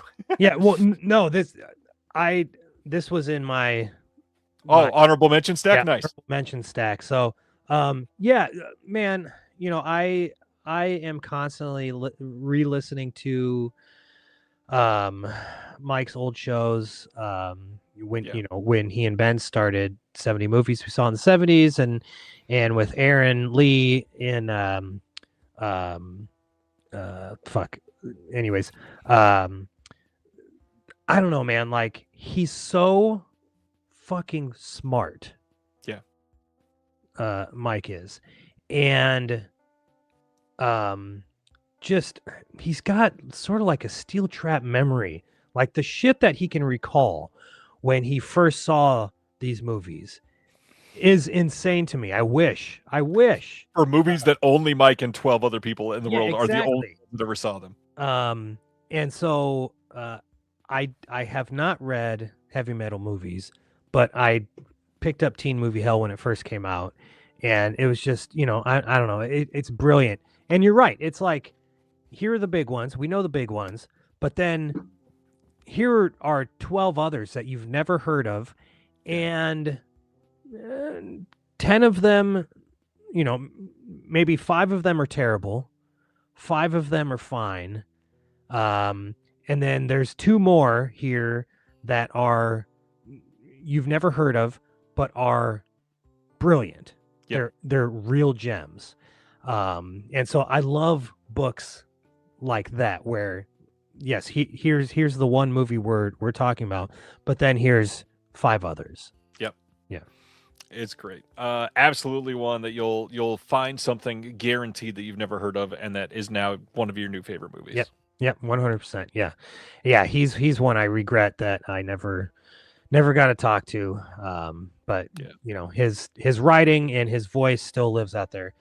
Him and Sergio Mims, my big misses. Yeah, for sure. Okay, here is one that I got because we had the author on the show, and the publisher sent me the book, which I usually I don't like a lot of that because it's like, okay, here's, you got to do the interview and blah blah blah Right. blah. And with this wonderful woman, it was not like that. She truly loves cult movies. Her name is Millie DeCherico. She wrote a book called TCM Underground, RIP TCM Underground, with Katoya Murray, and they split the duties for 50 movies, and they just go back and forth. Each of them pick 25 and review movies. I love how the book is broken up. So they have like their first section, and it's kind of it's built like Danny's cult movies books, where it's a movie and then they write a multi-page essay about the movie. But they have sections basically, and so like the first section, it's crime time, and so they write about Across 110th Street, Friday Foster, I Saw What You Did, I'm Gonna Get You Sucker, The Harder They Come, The Honeymoon Killers, Silent Partner, Shack Out on 101. Shack Out on 101 was that 3 years ago or 4 years ago, one of my discoveries of the year because of this book. Yeah. And they have Domestic Disturbances, Visual Delights and Other Strange Mind Melters, Rebellion and Youth Movements. Millie's the best. She's so fucking funny. She's brilliant. If you haven't heard her other podcast, listen immediately. She's so great. And she introduced me to Ben Cheeves, and Ben still works at TCM. He's a programmer at TCM. Ben is the best. Anyways, I love this book so much. Good choice. I've heard nothing but great things about this one. Millie's always great, and I still need that one. I need to do it. This next one is such a switch up from my last couple picks that I fair warning, this is going to feel like literary whiplash, I guess. One of the big things is most people, especially if you're male and white and stuck in an edge phase for some part of your life, you go through that phase of the extreme glacier of I was shown Faces of Death by somebody's stepbrother, and after that I saw Cannibal Holocaust, and I went, oh, those are nothing. What else can we see that's way more depraved? And along that way, you see a lot of shit. You see a lot of terrible movies. You see a lot of things that you say, why is this a movie? And one of the things that I discovered over the years is that there are a lot of times where I saw a couple films that everybody online seemed to hate or think were trash, or it's smart people call it subversive because it's just something that they made to be better than you or something like that. And I always hated hearing that shit. And one of the things I wanted was a way to be able to defend why things like the Blair Witch Project or even like Nightmare on Elm Street are important pieces of cinema, and not just the marketing was good in both cases. Sure. But the real question is, how do you do that with shock cinema? How do you do that with the Mondo documentaries? How do you do that with, random French serial killer movies? How do you do that with the French extremity movement? How do you do that with all these things? And one of the people that helped with that is an author named Phil Russell that is incredible. And everybody needs this book, which is Beyond the Darkness, Cult Horror and Extreme Cinema. And it is, if it is on the table right next to you, that is amazing. No, it's okay. Not. I've never even heard of this book. So this book is divided into a handful of sections, and it is so cool because a lot of my favorite film reference books are my favorites for a reason. And this book kind of mimics all of those in a weird way. So it has a section just on reviews. It has a section that's like a list of films. It has a section that's on genres of films. It has a section on film censorship and is it still relevant?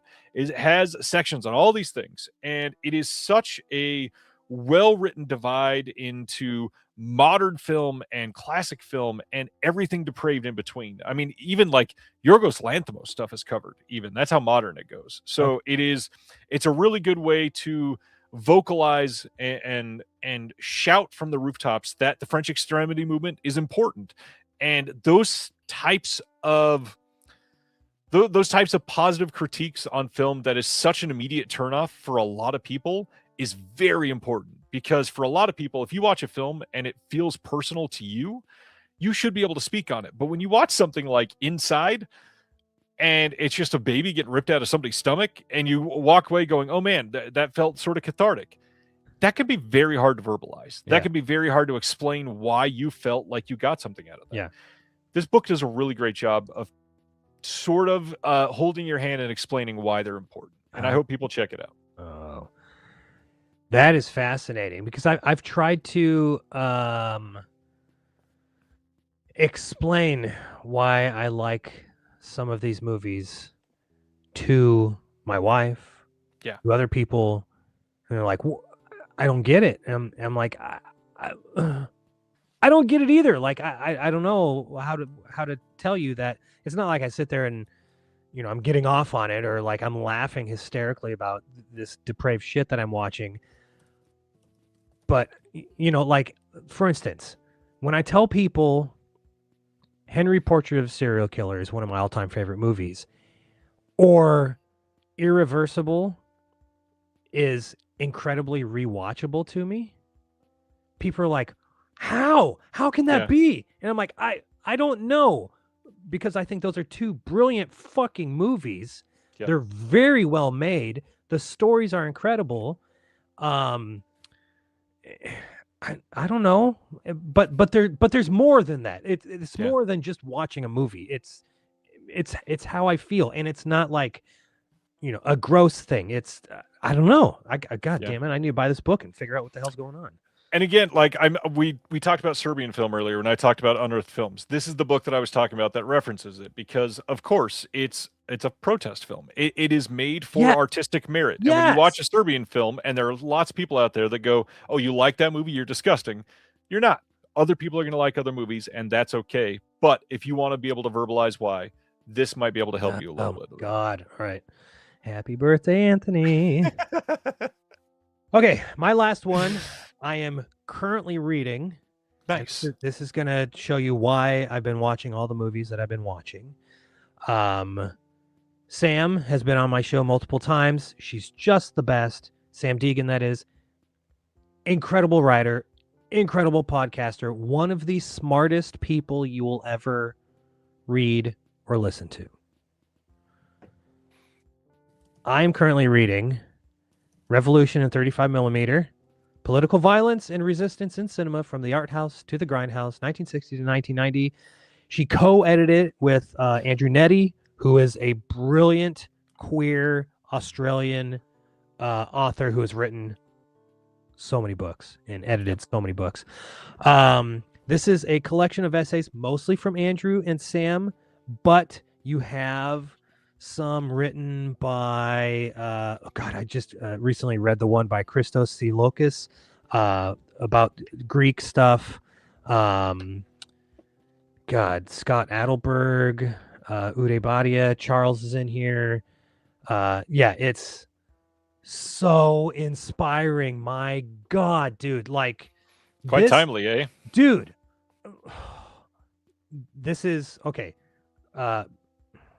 Making me want to watch a lot of movies, but also like fucking pumping me up and like pissing me off. And it's like, we got to do something, you guys. We have to do something.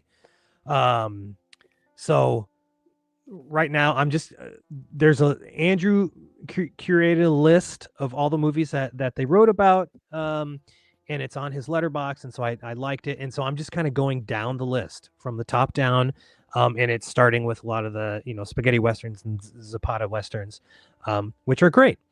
But this is a absolute must. You have to fucking read this. I mean, if you have a soul and you're affected in any way by the world that we're living in right now, and you love movies, you got to read this fucking book. I have not finished the book yet. It is a very inspiring is a really great choice, but it's a book that also conjures up a word that is frustrating is probably the easiest way to say it. Is that so much of this we've been fighting for fucking ever. And the fact that we're still fighting it is so aggravating. This is going to sound like a very privileged thing to talk about and complain about, but I was producing a disc for a company that I wanted Andrew to write about because he's incredible and he was the perfect voice. And he happened to be, I believe, moving or something like that right as that we had a very short timeline. And he's like, I just can't do it by then if we need to do it. And then I was like, well, maybe I can get an extension. I went back from the label. And not only could we not get an extension, they even ended up pushing it up sooner. So there was like no possible way we could do it. And I just went, this film is never going to get another release. And Andrew was the right person to talk about this. And because of the timing, we won't get the perfect release for this movie. And that alone just made my heart twitch a little bit and be like, fuck, we could have done something really, really special. Yeah. And instead, we only got something really special. Yeah. Yeah. It's, gosh, man, it's my friend Matt Clark from Minnesota Kino Ventura is his handle all over socials. He's great. Yeah. Great writer. But he was right. He said he immediately got it and like just read it straight down. And I'm like, I completely get it. And the bad thing is like, I read right before I go to bed. This is a tough book to read right before I go to bed because I'm like, I'm fucking pissed. It's true. It's true. Okay. If you want an easy one to read before bed, my last one is a fairly easy one to read. And I kind of like the one that you just brought up a little bit ago. I had somebody on the show, and I'd had this book for years, so I did not get it just because he was coming on the show. But this was fairly recently. Just last fall, I had on Mr. Austin Trunick and had to share the Canon Film Guide. This is Volume 2, which I think is the better one. Volume 1 is Volume 1 is great, but Volume 2 to me has the one that you go to more often because so many of the films in this era that he was writing about specifically are the essential Canon films for me. Oh, okay. It depends on you as a fan for Sure. Canon films, and eager for part 3, Austin. Just get it out there. Just saying, we're all still waiting. Come on, TikTok. It is a thick boy, like Adam is talking about. This is, God, what is this, like 700, 800 pages? Oh my like God. No, it's almost 1,000. My bad. Almost 1,000 pages. So for those that have never read this, this is exhaustive history on everything Canon films. It covers a time period, so you specifically know what you're going to be getting into. It's not leaving anything out. It is not speculating on grand sweeping choices for a company. This is well researched. This is documented items. This is getting in touch with as many people as he can get in touch with, which is a lot. This is somebody that deeply loved every single thing that a company did. Maybe not deeply loved, but loved most of those things. He's passionate. And if it is more than a passion project, like this is a life's work in 1,000 pages. My era of Canon, it falls squarely into the latter half of the 80s, and they started to fall off in the latter half of the 80s, but 85 to 87 nailed my love of Canon films. So many random ass movies that you've seen that you forget are Canon are going to come into these 3-year period. And so check it out. Austin's amazing. But what really got me fired up today is when I pulled this out, because this was after Stephen Thrower. This is the first thing that I thought of. And funny enough, the way that I store this, I knocked a couple things off my shelf and I went, well, if we're going to talk about film reference books, I kind of have to cheat and throw in something extra. And really, what I go to most often is not a couple of these books, but zines. I am huge on zines. I'm huge on film reference so much. So just want to show out a couple of these. If you ever see things on eBay, this is Death Dream. This is from 1990. Covers a whole bunch of random stuff. Video Watchdog. Like if you are following anything, you have to have at least a couple issues of Video Watchdog. Want to shout out Klon Waldrip. If you are somebody that is following modern zines at all or unsung horrors, you probably check out some of Klon stuff. Great art, great film reference stuff. Another one, if you like art and if you like modern just zines, you probably know some of Robin Boogie's stuff. Cinema Sewer is one of the best things that you can get. The collections are easy to come by. I probably shouldn't flip through this because there are some things that I can't show. They're incredible. They are really, really well put together. The art is amazing. The writing is subversive. They're fun. If you are leaning into more of a horror thing, Stan's going to be proud of this one, who's still in the chat. The Horror Show. This is from the late 80s. Have a handful of issues of this. It is so well put together. The writing is great. It's not stuff that you're going to find that has a pretentious lint to it at all. 2 a.m. Another great magazine from the late 80s, like really, really wordy. It's not built around the art so much. It's super great. This is how much of a nerd I am. I just went to Australia, New Zealand. I came back with like 12 issues of Movie Magazine. I never see these in person and brand new. I was like, fuck yeah, it's got Roger Rabbit on it. Why not? I still subscribe to Fangoria, still get every single one. And then if you're arty, Cineast is kind of great. You can get I think it's a 6-issue subscription for like $32. There's so much in here that is amazing, really well written. They focus on a lot of good stuff. Daniel Kramer is featured in this brand new issue. Please check out magazines. I know as somebody that literally publishes a magazine every month, that's again self-serving to say, I don't fuck mine. Go buy other people's stuff. It is so good. Magazines and zines. Kino Ventura. It's one that I wanted to grab. Yeah. Matt's working. He's releasing volume 2 coming up here. Finally. So, good. Yeah. And then one that Jeremy Ritchie did, Soledad. And I don't know if he's still doing it. But this is more like, foreign art films. But Jeremy, brilliant writer. Yeah. There is so much. Ronnie was going to shout out Adventures in Auteurism. That's what is covered in this new issue of Cineast. So check it out. They talk about his new book. Cool. Love film zines. Love being able to find out some of these. And the best part is like you can be researching a project and Google film zine around a title and find out that it was featured in something. Go on eBay and find like an entire run of a zine for like $30 shipped, and you're like, this is some of the best stuff about a film that nobody ever saw back then. And now I have it in my hand and it's 38 years old and it's like brand new. Yeah. How? It's incredible. Yeah. I still live and die by finding some of these. Some of the best commentaries that we get nowadays, people are getting actual information straight from the release out of old film zines. They're finding people that own libraries of many of these things. Get as many as you can. Get Psychotronic, please. If you see them, do not walk away from them. You will have an absolute great time with them. Get as much as you can. Use them to research, to talk about film, to supplement what you're watching, to bolster your education on film. It is huge. Yeah. I remember when Austin was, I think he was writing volume 2, and he was posting on Facebook he was getting like old EPKs and like the amount of research and like old zines and shit. Like, talk about the research, like digging deep. I love that. Just, it's so fascinating. I love seeing that kind of passion. I agree. And it is one of those things where if you see somebody talking about this from 40 years ago, about a film that got a boutique release last year that you had, like you considered and you ended up passing, a 40-year-old review might make you go, shit, maybe I should pick that up because this guy loved it or something like that. Yep. Absolutely. All right.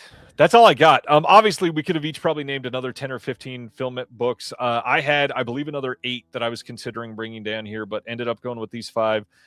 Check it out. If you ever got questions on film reference books, if you want any thoughts on them, if you want to ask, by all means, mention in the comments. I guarantee somebody else here has read it, whether that be us or Stan, who reads every single day. There's somebody here that has read it and would love to talk to you about it. We would love to share. And on that note, what else you got coming up? Any episodes that you want to highlight? Yeah, we got our hate show of Brian De Palma coming up. No, I'm joking. It's Phantom of the Paradise. We like it. We're talking blowout, fine movie. We're talking Children of Paradise. After that, Matt and I neither have seen that, but we're gonna do it, I guess. And I think again, like, it's nice having someone. We're not pressured to do, bless your heart, Ryan, every week. You're on schedule. We're like, we'll figure it out as we go along. That's the way I like it. Life is busy enough. The world sucks. I don't want to have to worry about doing a podcast. It's tough. I admit. Yeah, there's a lot going on. Lots to talk about. Glad that you're here. Everybody should go check out Cult Movies if you haven't. Don't know how you haven't. It's one of the big ones. They long to bring you into the Danny Perry world. And God, go find some Danny books, man. He's the best. He's the absolute Absolutely. best, and he's, he doesn't like talking movies anymore, but he's still thriving out on the East Coast. Baseball. That's what he's all about now. And we're all still counting down to that Brian Sauer documentary one of these days. Uh-huh. But don't bring it up. Sorry, Brian. Now you're going to get like 19 people asking you about it. That's all we got this week. It's been a hell of a great week. This was I think a pretty solid topic. I think so too. Yeah, I mean, 3 hours is pretty good, right? Yeah, that's pretty average. On that note, it's getting late, and we're in the Central Time Zone, not in LA like all you wonderful people. So we're going to be calling it a night. Thank you all for your time. We'll see you next Thursday. Thanks, Anthony. See ya. Thank you for watching The Disconnected. On the way out, make sure that you are subscribed to the channel, that you've liked the video, and that you've copied the link to be able to share with someone else that may appreciate this.